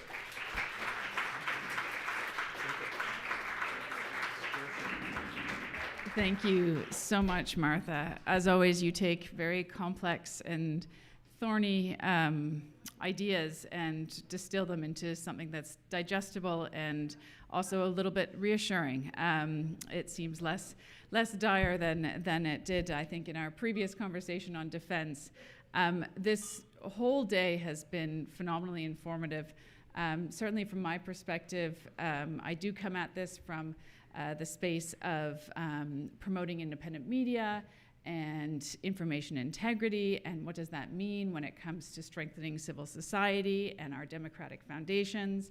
The CIC has, for now nearly 100 years, been dedicated to engaging Canadians in these conversations, informing Canadians on our role in the world, what's happening in the world. These conversations are so essential to be had in rooms like these, in rooms all over the country. And I really do take the point of some of our younger audience members. We really need to stop having these conversations without young Canadians. We need to engage, we need those opinions, we need the brains, we need the energy. We're not going to solve any of these problems in this room today. What, however, has really struck me, and I think I will take as learnings and as key takeaways, water and Carolyn Johns and what you were talking about in terms of 40% of our shared border is water. How do you navigate that? How do you manage that? We can't turn to the EU to say, hey, let's have a trade agreement. We'll collaborate with you and ignore our partner to the south. We are wedded in one continent and we share this land. We are going to need to figure out how to actually make it work, and hopefully without just having some boundaries redrawn. But that is a fascinating issue, especially when it comes to quality and quality of life and the idea of human rights and water being human rights. It's fascinating. So that's a big takeaway for me. From a defense perspective, the idea that, yes, it's time for us to probably have another defense strategy, and it's probably also not a good idea for anyone to know what's being put in that, and it shouldn't be public. And that's scary to think about that these might be happening behind closed doors. That's something that doesn't really sit well. And I think this also ties into the idea that there's a complacency and there's an unwillingness to see what's in front of us, because it is scary and it does take a while to digest and to really confront the idea that an entity that we thought was our best friend and would always have our back is actually very much likely out to get us and wants to act in their own self-interest. And what does that mean for us as Canadians? And to continue to be values-driven. Our values are really important and are a part of our culture and identity. And so how do we move forward in a way that feels both pragmatic and true to our values? And this concept of building on middle powers and the idea that we can collectively come together as middle powers and have an influence and have collective action is something that we are going to explore further. This is a moment. I think it's time to rise to the moment. We want to be inclusive in this moment and in the conversations that we're having, but I believe this is just a start. So I do want to really thank our experts who've joined us today. My head is spinning, but I really do feel that I'm walking away with a lot more knowledge than I did when I came in here. And our co-organizers, thank you so much, Tom. You really pulled this all together. It's wonderful to be here at Massey today. We have also the Graham Center and the NATO Association as our co-organizers as well. So thank you all. And thank you all for being here for today. I hope this is the start of an ongoing conversation. Certainly will be around my dinner table with my kids today when I come home and talk about some of the things I've learned today. So let's take this forward. And Tom, over to you.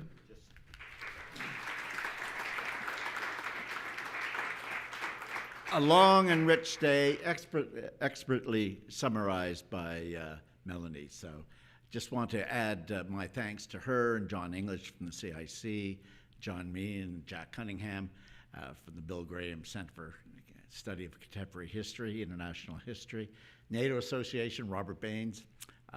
These have been excellent partners. Massey likes to have partners so that the influence is spread, the burden is shared, the finances are shared, that this is a collective commitment to public education from people who want to try to have a point of view to raise Canadians' knowledge about the challenge and opportunities facing us. We've had a lot of talk about complacency today. Massey College, I'm pleased to be with, and Trinity and all the institutions behind this work and the supporters who have helped us make this happen are also committing that there are huge challenges, but education is the start of the way that we can overcome them. And to end on the note, if Jean Chrétien were here, he would say, "Vive le Canada!" And so will we. Thank you all.